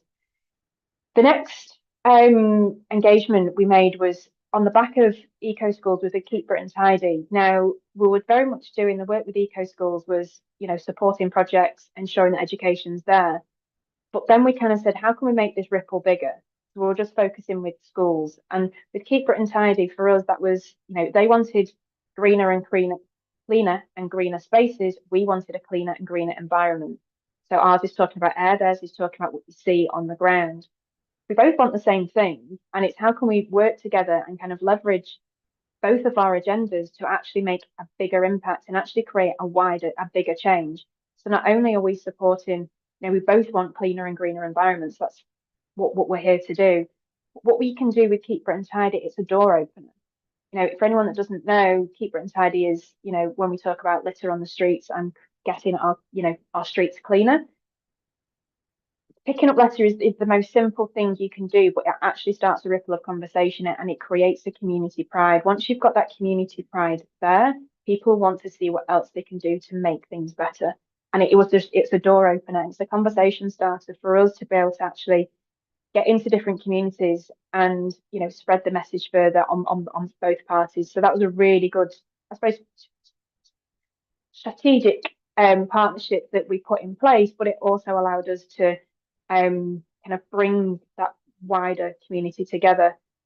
And then I suppose it looks a bit different with Wigan Athletic Football Club. You're kind of thinking, well, they're just a football team, brilliant.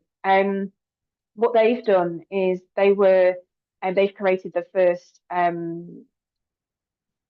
we sponsored their first female football team, and you're kind of thinking, well, how does that align with us within Energy, and that's football? Well, they were bringing, women in football is something which is, there isn't enough women in football. There isn't enough female engineers in what isn't already a male-dominated area. We both want the same thing. We want to change the demographic of the people that are kind of working with. So we aligned on the sense of diversity, but what's actually come from the conversations with Wigan Athletic is they're obviously they want to become green. They want to see if they can be one of the first football stadiums that can be, fully sustainable. So we're working with them on that, and that's actually opened up conversations where they don't just want to leave it at the sense of the stadium. They said, how can they then leverage what they can do with their fans and everything else? So again, that's the ripple effect.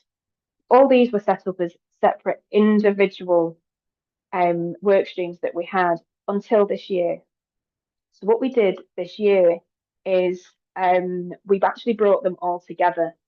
And so we held an event this year where we actually brought, we involved Wigan Youth Zone, we involved the schools, we involved the youth zones and Keep Britain Tidy, and we did a community big litter pick. So there was over 100 children took to the streets with the people from our organisation and Wigan Council. We brought the mayor along, and we, for a morning at the beginning of July, we cleaned the streets of Wigan. Now that had a massive ripple effect, and to the point that there's still press about it today, that it started conversations. And when I say conversations start where you expect them, you wouldn't usually. Picking up litter is where you wouldn't expect conversations to start, but it has.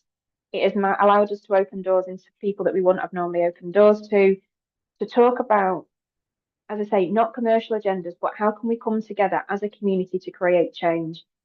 And what we were doing is we're role modeling to the whole of society without actually forcing ourselves on people to say, we all want a difference, and it's about changing the norm. So we had some police officers stop and say, how can we get involved?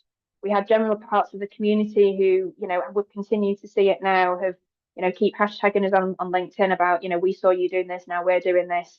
We've had groups internally within our organization have now come together to create, you know, sustainability groups of how they can do something for their own area. And it's basically then created this kind of ripple. We didn't just hold this within Manchester as well. We've got sites across the whole of the UK, and all of them did things on, you know, a space of 2 weeks. And it started a conversation. And I think when we talk about local action scales to regional and national awareness, it does, because it really just kind of, as I say, it's that ripple effect. And then people, you know, I've had people contacting us now saying, how can we do something? I want to, you know, how can I be part of this? How can we be part of this change? So what I would kind of saying is it doesn't have to always start big. I would always start small, because the ripple will get bigger, and you might not see something in day 1, you might not see something in day 2, but the conversations will start and it will start gathering momentum. You may not think it's going anywhere, but it really does have an impact. And I think from our point of view, you know, the doors that it's opened to are wanting people to learn more about tech and actually how they can make a difference and how they can make personal change. So I go back to my original statement is, you know, I'm not having people as often coming to me saying there's no point in me doing it because I'm not going to make a difference. They're actually saying to me, I don't care if it's just me. If everyone did it, at least there'd be more difference made, and we'll make that kind of wider impact. So the slide I kind of wanted to kind of leave you on is to kind of ask yourself a couple of questions saying, you know, who aren't you working with yet, but could be? So if you think about your values of your organization and what difference you're trying to make and how you can be, who can you? And reach out. It's about bringing people together. And it might be, you know, one thing I've done with a lot of the stuff, we've introduced our partners to each other, and we have group community, you know, that group community impact now, where we don't just have individual conversations, we have a wider conversation of what can we do to make a difference in this area. And one really important one is, especially with when we collect a lot of data, and also a point I wanted to come on to as well is the impact that we're having. We've obviously talked a lot about communities. It's about what can you do within your value chain. So the point I'm trying to make here is, are you helping change happen, or are you asking for it? So the language and communication I've had within our value chain is they've seen the impact we've been having with communities is, instead of me saying, demanding them to give me data, I've actually said, if you've not got it, how can I help you find it? Because if they can then do the value chain piece of, I can help them, then if they're struggling to get it from their supply chains, they will help them. If we're just in a demanding nature of just saying, I just want data, and if you can't give it me, I'm walking away, shouldn't we be in a world of saying, if you are struggling, how can we work together to ensure that everyone is on the same path? And I think that's a really important, I suppose, final message I wanted to kind of leave on is, you can work with your community on the outside, but actually, how can we work within our own organisations? Because that is where ripple will happen.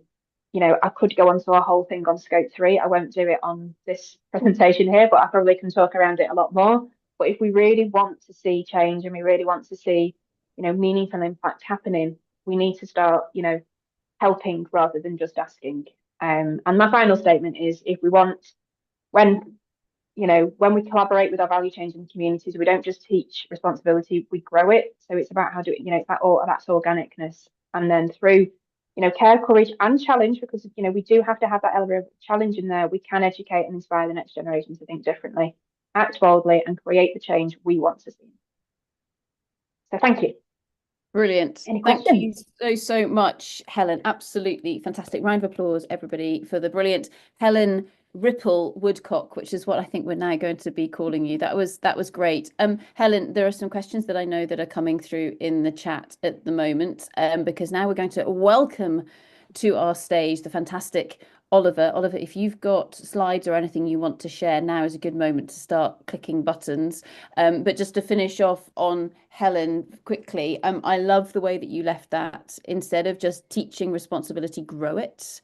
And actually having that humility and actually courage as an organisation to see those interconnections and not just doing the obvious thing or needing to be in the centre of it. actually saying, well, hang on a second, if we can give this little nudge or or blow on that water, to take your ripple analogy further, then actually that can create massive change, and the ownership of that change in the best possible place. So brilliant. Thank you very much, Helen. Round of applause. No, thank you. Great. So next to the stage, we're going to welcome the fantastic Oliver Richards. So throughout the course of today's session, we've not only been all over the world, we started in Tanzania, talking about different forms of communication, and a fantastic talk there from Anna. We've been to Ireland, but also hearing about how do you get lots of societies, for example, to collaborate together, and then to Australia, hearing more about, of course, those academic collaborations, and then coming back here to Europe, and Estelle really saying, well, hang on, here are some frameworks or a framework we can utilize to help us really understand how do we get that collaboration to work. And then Helen bringing in a case study there that's directly applicable to anything, anywhere, but coming from a very different sector compared to raw materials. But Oliver comes to us from the Department of Business and Trade in the UK government, and we've met because Oliver is holding the pen, or very close to the pen, with regards to the updated a strategy with regards to critical materials here in the UK. Now, it's an auspicious day, Oliver. We don't need to talk about different countries and deals that may or may not be signed with regards to those raw materials that are out there. But really the focus here of the conversation is around collaboration. How do we get that to happen? And you've had the pleasure, I'm going to put it into your mouth, of pulling together very, very different people from very different industries and disciplines to try and say, well, how do we understand what is that strategic way forwards as a community? So Oliver, without further ado, over to yourself.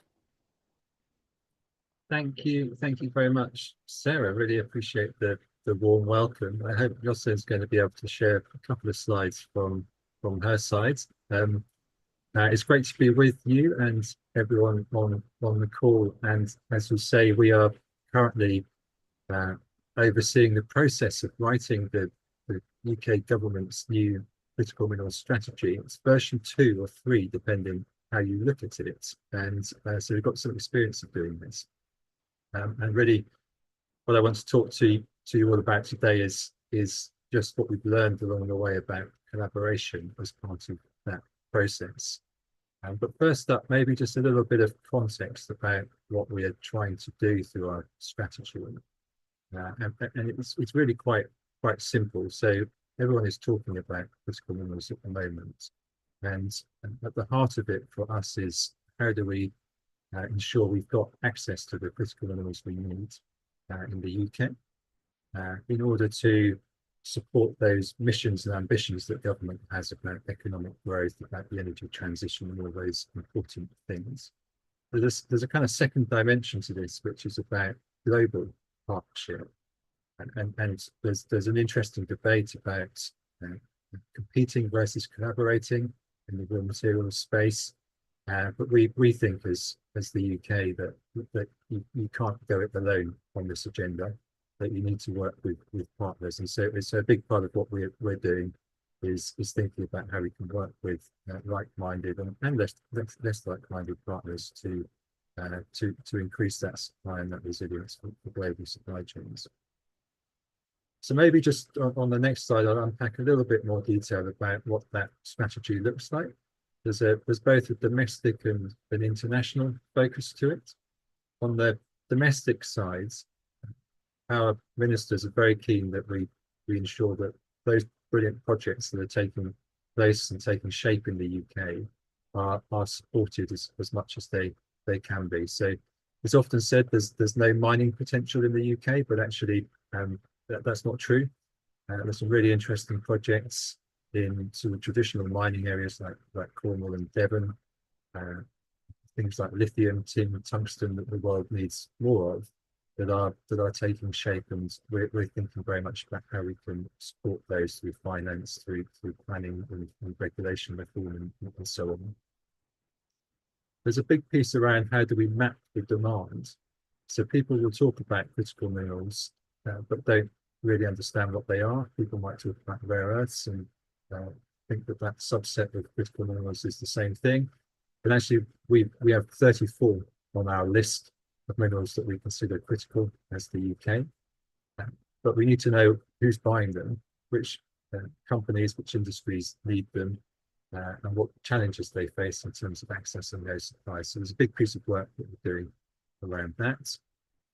And then there's a whole piece around the circular economy, which I think we've heard a bit about already this morning, but recognizing as an advanced economy that we actually buy quite a lot of stuff and have quite a lot of waste. And at the moment, we don't really do the right things with it. And of course, the brilliant thing about metals is that they can be completely repurposed for use in new products. And so thinking about how we shape the environment to incentivize the right kind of activities in that circular economy space is a big part of what we're trying to do domestically. The other side of it really is about working internationally. So as I said earlier, it's about making those connections with different countries around the world, both those that we trade with, like the EU or US, for example, maybe those also that produce critical minerals, like let's say Canada or Australia as a couple of examples there. There's a big piece around how we work with the financial institutions in the City of London and make the most of what is a fantastic heritage here in the UK of being a global leader in those markets and the largest capital pool of any country that invests in these mining projects globally. And then finally, it's really important that we do all of this with the sustainability backgrounds. That there's big challenges in some of these supply chains about how sustainable they are, and there's no point obviously investing heavily in these kind of supply chains for an energy transition if actually at the upstream end of those supply chains we're undermining that very principle we're trying to achieve. So there's a big piece of work around it as well. I won't go into too much detail, but we're looking at how we prioritize those minerals to support. We're looking at how we target, and we're looking at how we finance them as well. So maybe to get to the crux of the question, how do we collaborate on the strategy? And this looks back and forwards. These are some examples of what we have already done under the existing strategy. First up, we've done a lot of collaboration with industry, a lot of consultation as well. And we have something called a Critical Minerals Experts Committee. That's a thing called CMEC there. And that brings together representatives from industry, from academia, from other third sector interested parties. And what we use that group for is to consult and get input from experts actually delivering these projects to make sure the policies we put in place are sound. Probably the key thing that we delivered with experts like that under the last strategy was something called the Task and Finish Group report, which looked at what UK government needed to do more of, talked about things like improving data, talked about looking at where the UK has competitive advantage, talked about building international partnerships. We talked about the environmental social things, and we talked about skills in the UK as some examples. So all of those things actually now have been built into the new strategy. So I like to think that when people give us suggestions, we actually do something with them rather than put them on the shelf. But that's the key point, I think, around that consultation. It's not just a process, but it's something that we use actively to try and shape policy. More recently, we've done some work with a consultancy called Fraser Nash on the midstream in the UK. So that's the refining, processing sector of these minerals and recycling. And that again has come up with some really interesting findings, talking about things like the energy costs in the UK, waste classifications, talking about planning and permitting regional clusters, just a few examples of some of the recommendations that they have come up with. And we're actively now trying to find ways of building those into the new strategy. So if we move on, I mentioned earlier finance, and I think this is quite an interesting way where government and industry can work together. So there's a few examples here of what we've done as UK government. We've established a National Wealth Fund, which obviously is there to support now the industrial strategy, the new government's industrial strategy. But it also, as part of that, is financing and investing in certain critical mineral and mining projects in the UK. one recent example there is Cornish Metals. It's a tin mine in Cornwall, and the National Wealth Fund has put about 28 million pounds into that latest fundraising round. And by doing so, we can get these projects off the ground and actually make a reality of some of the ambitions we have through the strategy in a way that isn't always possible just with private finance. So it provides that confidence.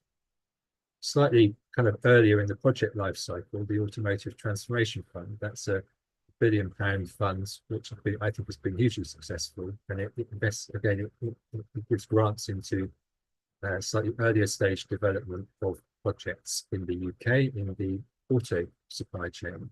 There's a few examples here. Some of them are more upstream in terms of mining projects. Some of them are more about recycling, like Altilium, looking at how you can recycle end-of-life car batteries and get the metals out of them again.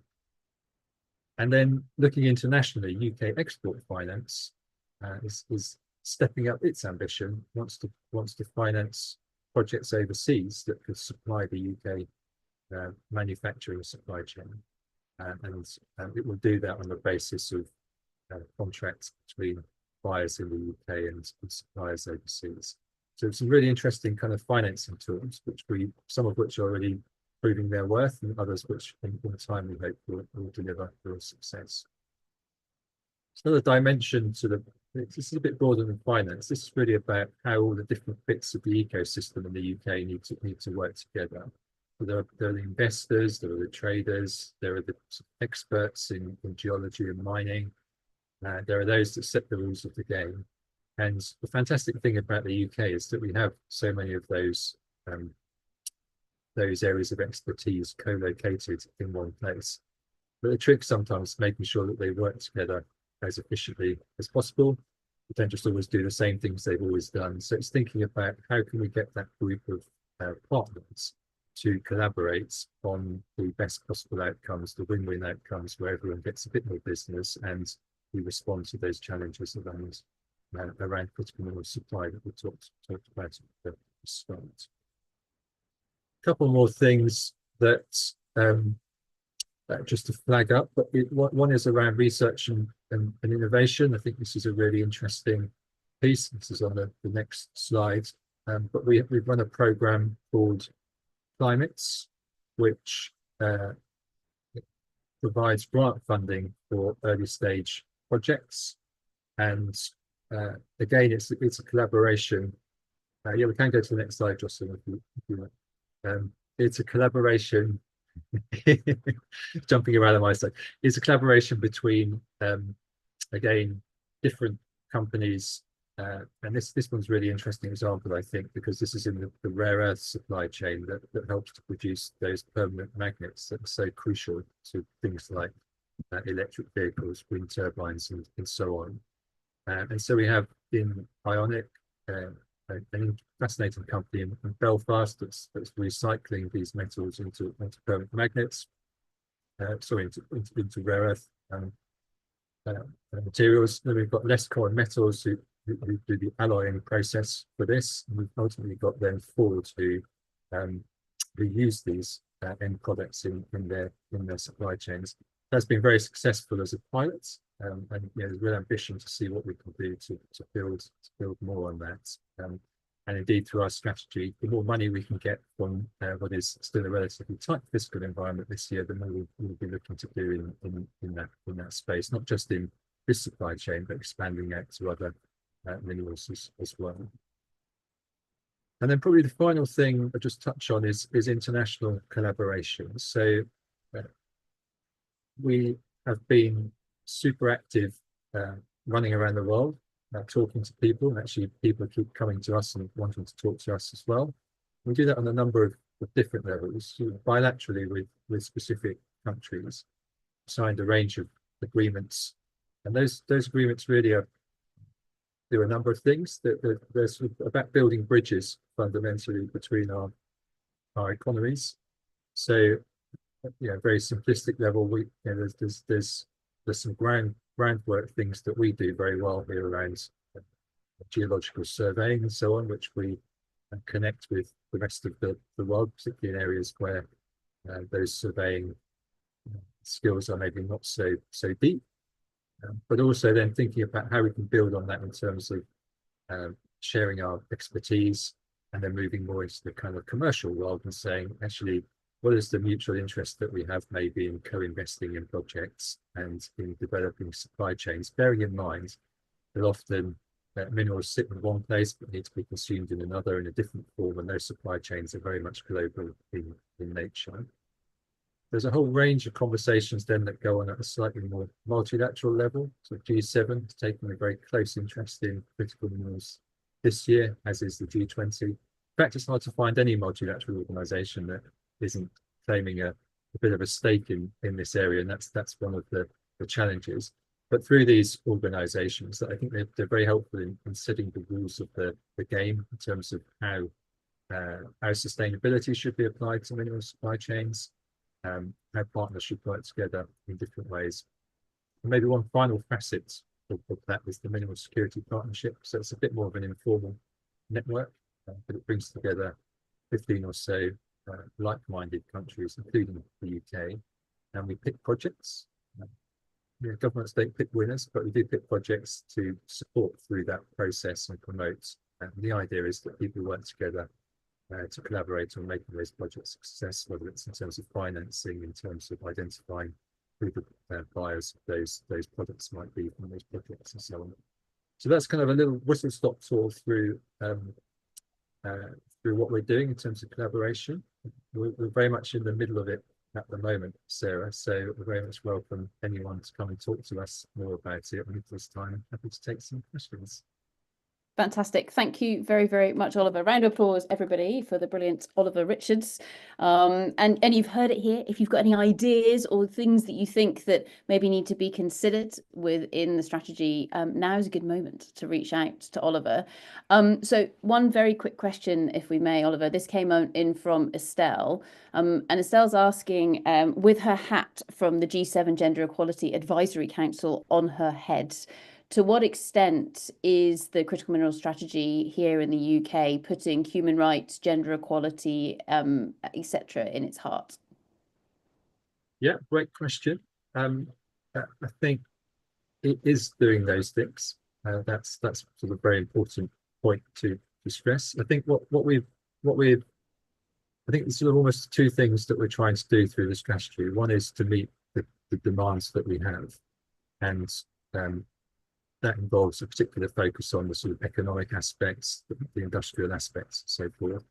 The second one is, as I said, as part of the presentation, is to make sure that we're doing that responsibly, because otherwise we kind of undermine the whole basis of the strategy.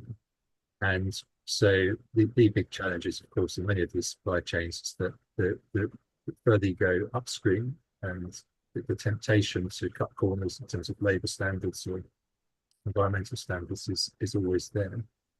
And so we've got to create a whole ecosystem that supports that, because at the end of the day, it's the buyers who are prepared to pay the prices for these commodities who might need to pay more to secure supplies that have been produced in a way that's more compliant with those human rights standards. So it's a journey that we're on, but it's very much part of the strategy. Yes.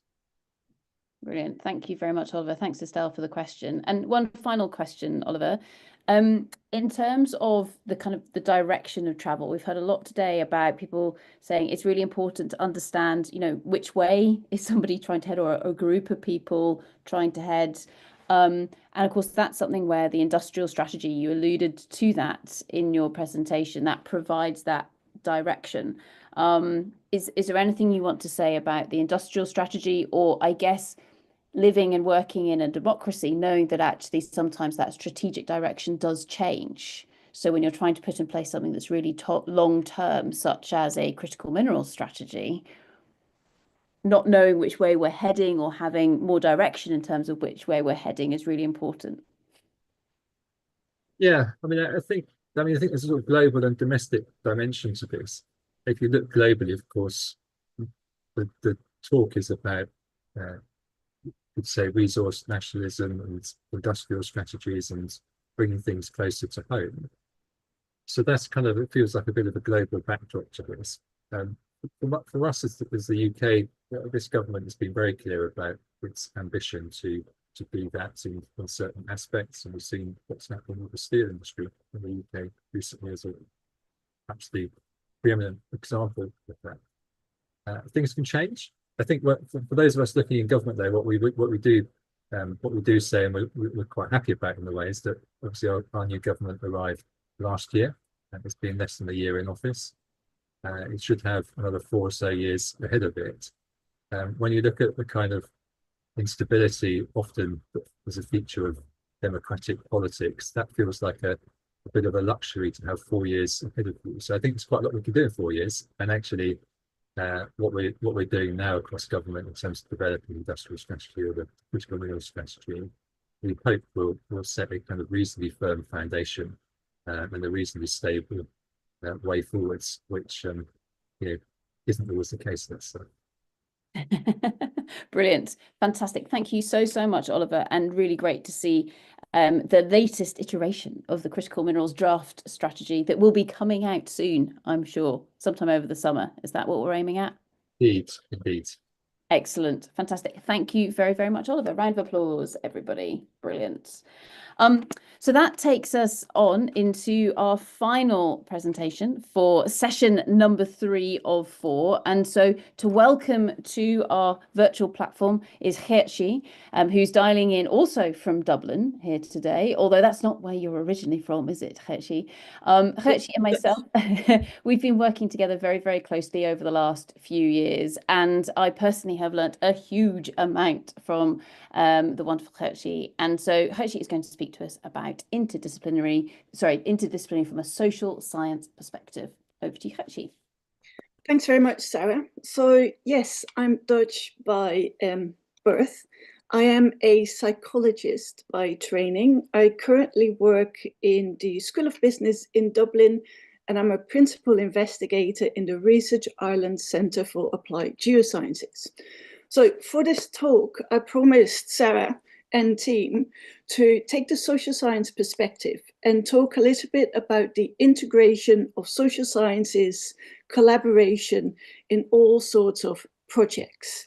And talk about sort of projects, lots of projects look at certain elements of the world.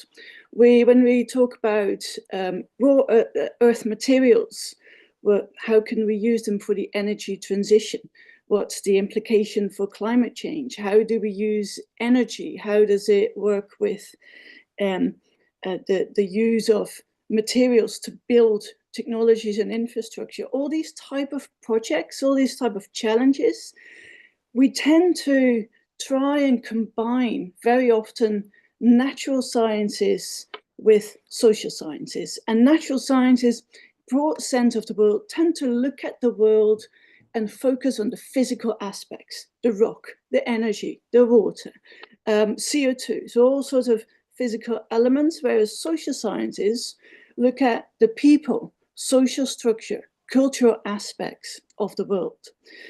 And so I have been, since my training, involved in interdisciplinary projects where we try to somehow combine the collaboration between natural scientists and social scientists. And I've seen lots of things go wrong. I've seen lots of barriers being raised. And part of that reason why that happens is because natural scientists and social scientists use a different lens to look at the world. To start with, we look at different elements. So if you focus on physical aspects, you may not look always at the human or cultural components that are also part of it. And vice versa. In social sciences, we tend to focus on these more cultural and social aspects and ignore, to a certain extent, the physical reality. So by looking at these problems, looking at these challenges, we use a different lens. And that, I think, is essential to remember when we're actually trying to collaborate. So that collaboration we would call interdisciplinarity. And I thought I'd put up a definition, as scientists do, as social scientists do. So interdisciplinarity is creating new knowledge is advancing knowledge, is coming up with something new because we combine the knowledge of different disciplines. Now that's different from something like multidisciplinarity, which typically means that different disciplines will work together, but don't really have that synthesis, don't really try and generate something new, but they combine the different perspectives. Then I know that earlier today and yesterday also, there are loads of great talks about transdisciplinarity. And that is a combination of academic and non-academic stakeholders who holistically combine all their knowledge together. So it's a much wider system way of thinking on collaboration. So I'm going to focus on interdisciplinarity, but the other elements are also relevant. I put on here an example of, I think, really successful interdisciplinary collaboration. That is the documentary that both Sarah and I made, filmed 6 weeks or something ago, and it will be launched today in 90 minutes or so. There's going to be a live watch along. I'm sure someone can put in the chat a link if you're interested in watching it. And for all those in the room, if you will watch this documentary, keep in mind that this is a collaboration between social sciences and geosciences. And I think very successful, because without each other, we would not have been able to come up with this fantastic product. And yes, we also needed the arts in this, because the creative team behind it is another essential contribution to make this product what it is. So it's not just social science and geosciences in this case, but the whole team together. I believe they're talking later today, helped produce this novel new product. So why can it be so difficult then to generate interdisciplinary research? Because from everyone in the room, and we're discussing collaborations, we also know it can be quite challenging to actually make this work, to produce novel outputs if you put different disciplines together. Now, on your right-hand side, you see a very good overview of a recent paper that actually analyzes the different levels at which there are barriers, but also opportunities to create success for interdisciplinary research. And it ranges from the top level, where we're looking at individual elements, things like motivation, interest, positive mindset, to very high level, institutional level, socio-political level, where research funding, rewards, assessments, that sort of institutional elements can drive or hinder successful interdisciplinary collaboration. Now, what I think is that actually looking at the middle level could be a very good starting point to start build success for interdisciplinary research. I think this is important because it can spill over to both the individual level and mitigate against institutional level. So with that meso level or middle level, I'm thinking about research projects like Horizon Europe projects, or thinking about, I am working in the Research Center for Applied Geosciences, which is a research center that combines and focuses on interdisciplinary research. So think of that middle level, that program level. You can actually try and build something called a research culture that supports interdisciplinarity. And if you have a research culture that promotes interdisciplinarity, I think you can actually attract motivated, interested individuals, and to a certain extent overcome these barriers. Like, I'm interested in this, but where do I find a home? But you might also be able to mitigate against these institutional barriers. You can have institutional, like on your group level, rewards. You can sometimes divide funding differently. So you might be able to somehow mitigate against these institutional barriers. So I'm here promoting, focusing on a research culture on a group level.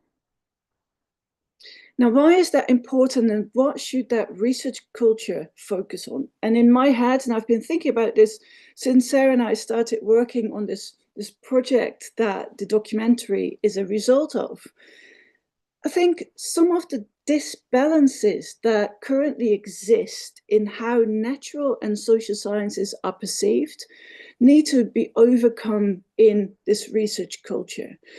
And I'm going to give you a list of how the world scientists, social scientists, natural scientists look at these different disciplines and give it some thought. And I'm not saying this is explicit, always clearly articulated differences, but these are differences that are a little bit under the surface.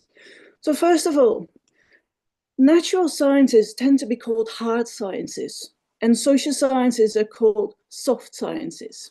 There's already a little bit difference in what that means. Now, these are quotes, so I put them between quotation marks. People have suggested that that natural sciences are difficult, durable, and strong because it's a lot of mathematics, lots of numbers. And once we have a result, and once we have a model and calculated it, we have a final outcome. As opposed to social sciences, which are then defined sometimes as easy, malleable, and weak. And that's because it's difficult to assess human behavior or values or norms. What does it mean? And we change our minds quite a bit. And so sometimes this comes across as soft and weak. Now, natural sciences, especially in these collaborations, tend to lean towards impact-driven research. They'll focus on creating concrete hard output, something that industry, policymakers, stakeholders can use. Now, the social sciences have a tendency to lean towards theory-driven research. We want to advance knowledge. We want to think about what it all means. And so sometimes the perceptions of how much impact can be delivered by these two different types of sciences is often seen as strong and important when we talk about natural sciences, or weak and sometimes trivial if we're talking about social sciences.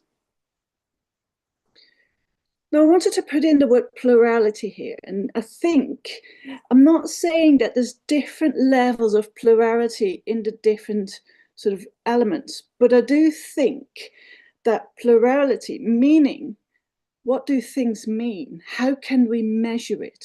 How should we look at things? Is way more part of the scientific debate in social sciences compared to natural sciences. And let me give you an example. Pretty sure that in geosciences, a rock is a rock. And you can measure how much copper is in, I can see Sarah hinting here, may not be true. Pretty sure you can measure the minerals in that rock. And yes, you may have a debate, is rock a rock? You may have a debate, how much copper is in that rock and how can we measure it properly? But my sense is that in social sciences, these type of debates, is a rock, or is a value, is way stronger and way more prominent in social sciences. So if any one of you have been in a room with social scientists discussing science, you can have very long discussions whether we should use the word people or peoples. Should we say value or values? And so the level of debate of what do we mean, what is knowledge, how do we measure it, I think is way more to the foreground in social sciences than in natural sciences. And this can be, yes, it could be a hindrance of collaboration among social sciences, but it can also hinder the collaboration between natural sciences and social sciences. We'll come back to that. And the last point I'd like to make is that, and I don't have the data behind it, but my intuition is that usually these bigger projects looking at concrete challenges around raw materials, climate change, energy, tend to be led by the natural sciences and not so often by the social sciences. So all these differences I think can hinder the collaboration between the two types of sciences. Now, and I know I'm running out of time, just a few thoughts of how might we build that research culture and what should we focus on. So I'll go beyond the things that I am pretty sure have been mentioned, things like respect and communication, building trust, listening to each other, manage expectations, take differences into consideration.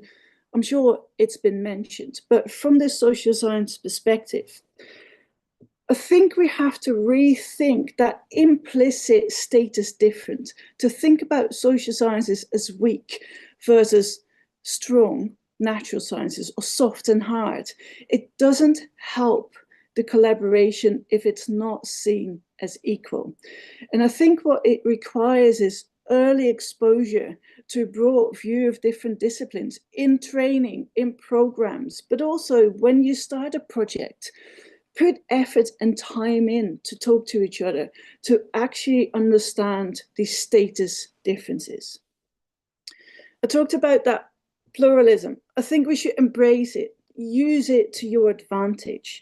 And I think there's lots of things to say in this, but I'll keep it short. And I think the core there is if someone takes a different perspective, puts in an idea, we should use it to trigger curiosity. Any research is way too often driven by external factors, trying to get a reward, trying to get an output. But if you want to capture social sciences to the core, you have to work on that curiosity. And I think from curiosity, you get fantastic results that you may not have thought about when you started the collaboration. And I would say that documentary is a great example of that curiosity-based product. So give it a try. Lastly, and then I'll hand over to Sarah, I think social sciences should co-own and take more leadership over projects that are about humans' social and cultural structures. I think what very often happens is that if they don't lead projects, they don't really get to put their own angle on the problems. So from my experience, you sometimes get a natural scientist who brings up a really important, complex issue. Why does this community not accept this type of technology? And then the answer is implicit built in that question. Oh, we've got to talk about the benefits. Now, any social scientist would say it's not that easy. It's way more nuanced. So let them run with the challenge. Let them take ownership over the projects so that they can actually work on that curiosity and build on the ownership of that project. So I think we should work towards a better balance in who leads projects. And with that, Sarah, I hand it back to you. Thank you very, very much, Kherchi. As always, absolutely fantastic. Round of applause, everybody, for Kherchi. Thank you very much. Kherchi, we're going to invite everybody else kind of into this discussion now. But one question for you before we open it up to our other wonderful panelists to share their thoughts and their reflections from what we've heard over the last few hours. Kherchi, in terms of impact, so you had that, of course, in the natural sciences, very often saying it's impact driven. What are we trying to achieve here in terms of that change, etc. And that being actually quite a difficult concept, I guess, within the social sciences. However, a lot of the funding for the research projects comes from either industry or government, where there is this great big impact delivery, or you need your impact statement, etc., that's in there.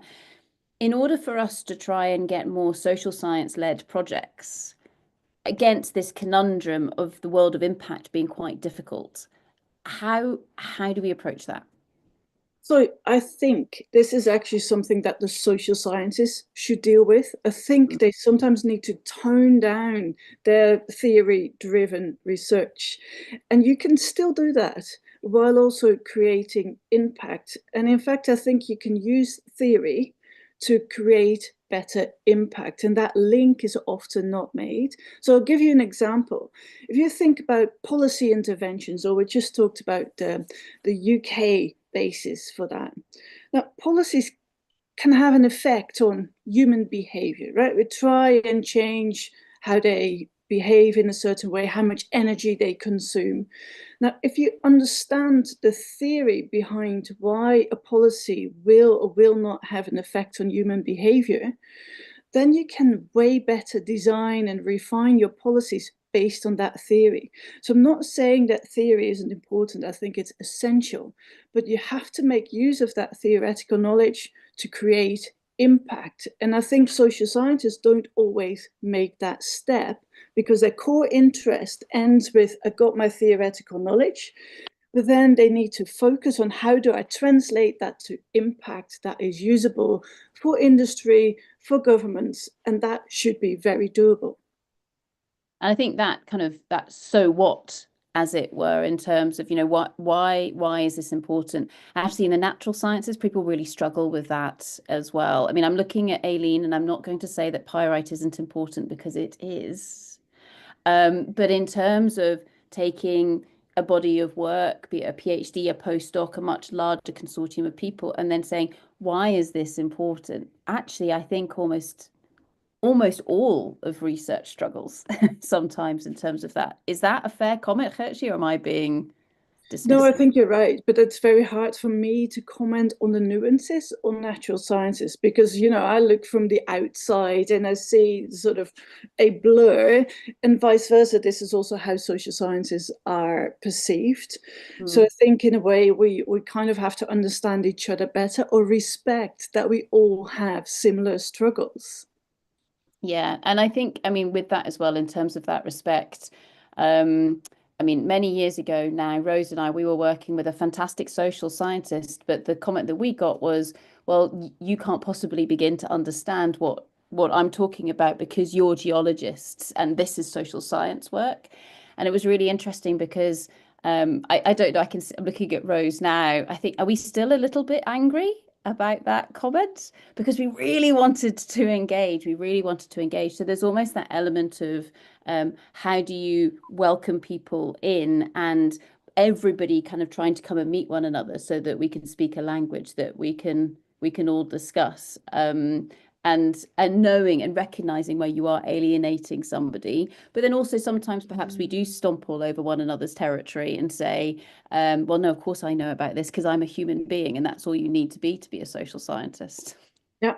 So, and I think building a research culture when you have time and effort and resources spent on these discussions is really important. Yeah. Final question, Gertje, and then maybe I'll go to Maeve first, just to ask you, Maeve, of any reflections from what we've heard over the course of the last few hours. And this question's come in on the WhatsApp, Gertje, and it's about metrics. So a lot of the metrics that we almost get asked to measure and report on are on that kind of, well, the kind of the numbers side, that quantitative side, which is really, it's difficult in other areas. How do we shift some of these metrics for success and in terms of what we're measuring? Yeah, good question, and difficult. So especially from a social science perspective, you can't always measure impact in numbers. It's very difficult. And the more you go towards even humanities or the arts, the more difficult it becomes. I would think that maybe what you see commonly in CVs at the moment and that sort of things is write a narrative instead of using metrics. And so I think you can also write a narrative in what potential pathway to impact is there. So if I think about my own work, have I changed the economy directly? No, of course not. Have I changed the opinions in whatever group we're talking about? No, not necessarily directly. Have I made a difference? Yes, I probably have, but it will take time to get there. And I made difference because I actually talked to that policymaker. I spoke at that conference. I planted an idea in someone's head. So I think a narrative around how I tried and achieved some change is the first step. Brilliant. Thank you very, very much for that, Gertje. Another round of applause. Brilliant. Okay, so now just going into our little panel session, Maeve has already teed up do you have any thoughts or reflections from what we've heard over the last few hours? And then I'll come along to Helen, because I think, Helen, some of what Hershey was just saying was resonating deeply. Maeve, let's come to you first. Oh, and you're on mute, by the way, Maeve. Yeah, well, my first impression is this is so immense and so wide-reaching and so everything that where's the common thread that gives a backbone that demands respect for all of this? I think it's beginning to emerge. People are taking a bit more of what Geertje suggested and developing a self-confidence in the fact that getting beyond the pure technical and the metrics of impact is important. But we haven't reached either critical mass or critical validity in the outside world yet. There's work to be done. And I think meetings like this are incredibly important, where people can begin to find common ground. And I don't have the answer beyond we have to keep doing it and standing up and being counted and saying, yes, operations teams and administrative people need respect. Social scientists need respect. We all need to work together, but in a language that more people can understand, and to try and create forums where people can meet. One very last point, I was at an all-day meeting on Tuesday, which is why I wasn't online, but it was a conference about climate. The center that ran it is Climate and Society, but the entire day from start to finish was about the arts. There was not one climate speaker. There was no data-driven, graphs of this, that, and the other. It was the art. It was focused on activism and the arts response to it, and just that immense immersion gave an idea of how they were thinking, which is what Geertje is making a plea for, to understand across the disciplines. And it was very enlightening, just that someone had the courage to say, I'm leaving all that climate, all the hard science out. We are only looking at this aspect. And it brought out a lot of thoughts that I think wouldn't have emerged because you naturally go to your own tribe. Anyway, not a conclusion, but keep going. You're doing great work, everybody, but we need to cohere a bit more. What is the single unifying voice that AGI is supposed to provide for the geosciences? What even is the topic we're looking for a unified voice on? There's a lot there to reach critical mass to demand the attention that it merits. Brilliant. Thank you very much. Good start. Keep going.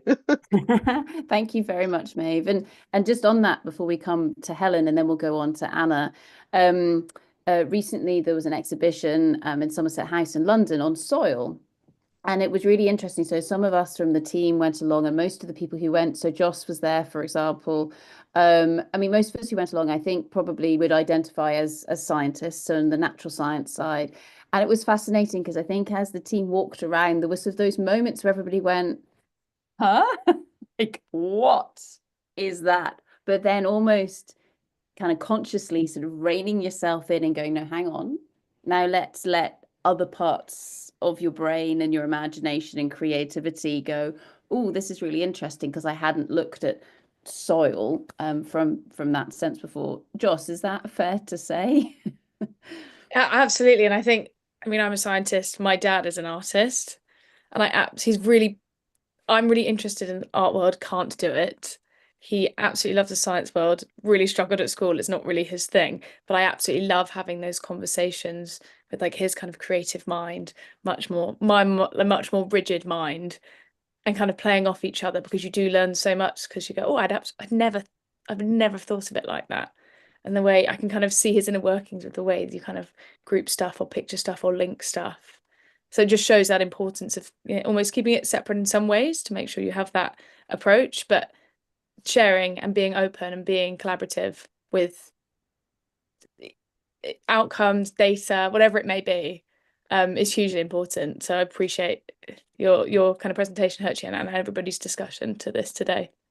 Brilliant. Thank you very much, Joss. I'm intrigued as to what the conversation is like around your dinner table. Helen, any thoughts from yourself? And then Anna, who's come back to us, which is absolutely brilliant. If you have any just reflections or any final words you'd like to share with everyone. So Helen, over to you. Thank you. So yeah, I think just from what everyone's saying today, I think we need to go and plant a lot more seeds. It's about keeping that conversation going. And I think when we talk around education, we sometimes get lost in the science.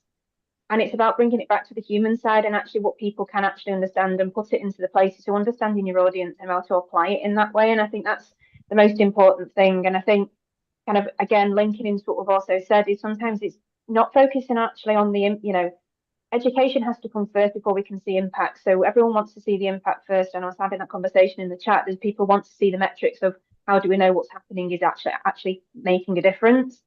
You're not going to see that probably this year, next year, or even in a few years, but it's going to happen. And I'm the ripple effect person, but it will have that impact. But if we only have the conversation once, it's only going to land that one time. But if we keep saying the same messages, eventually it'll land and it'll start growing. So the seed will start growing. So, the only thing I'll ask for everyone is to continue having those conversations, even though you might be looking at blank faces to start off with.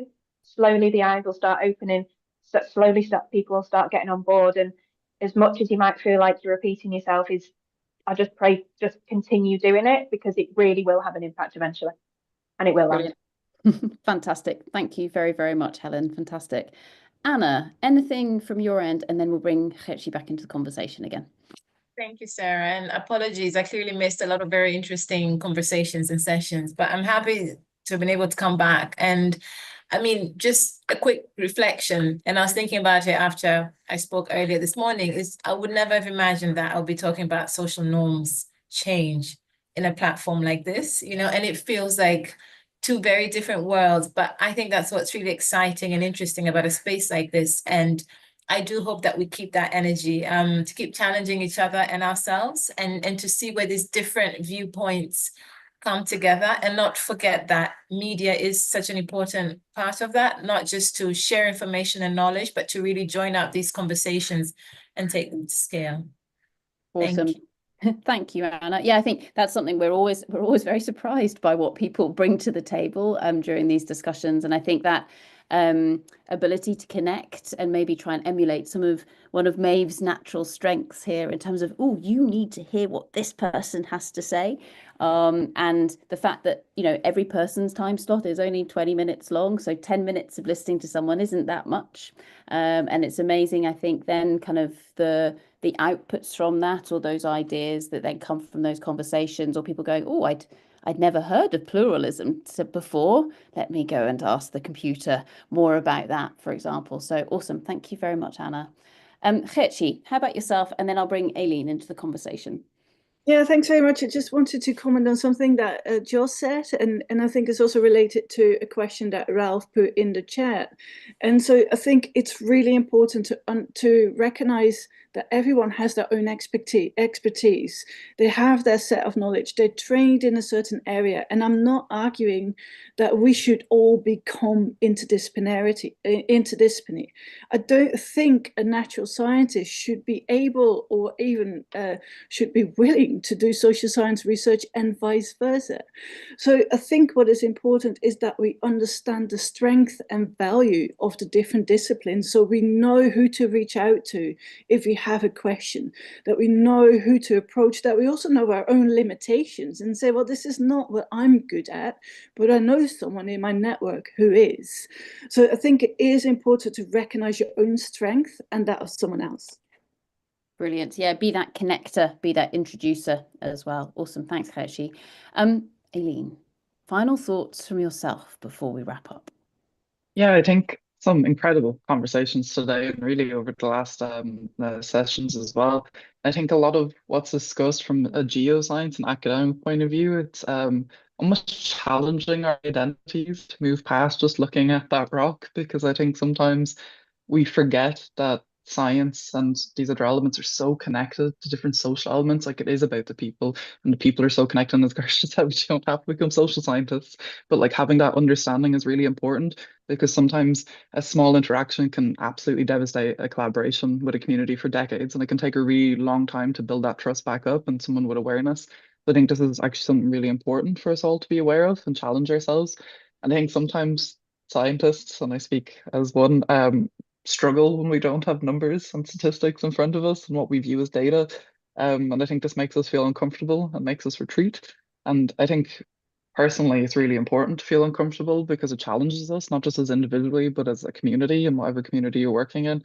And I think really from today and other conversations, honesty and appreciating those skills and the like complexity of people and how we work together, and also the voices that we have, is really important, but also having patience to work with each other and for patience for ourselves sometimes as well, because I don't think anyone really knows the final solution.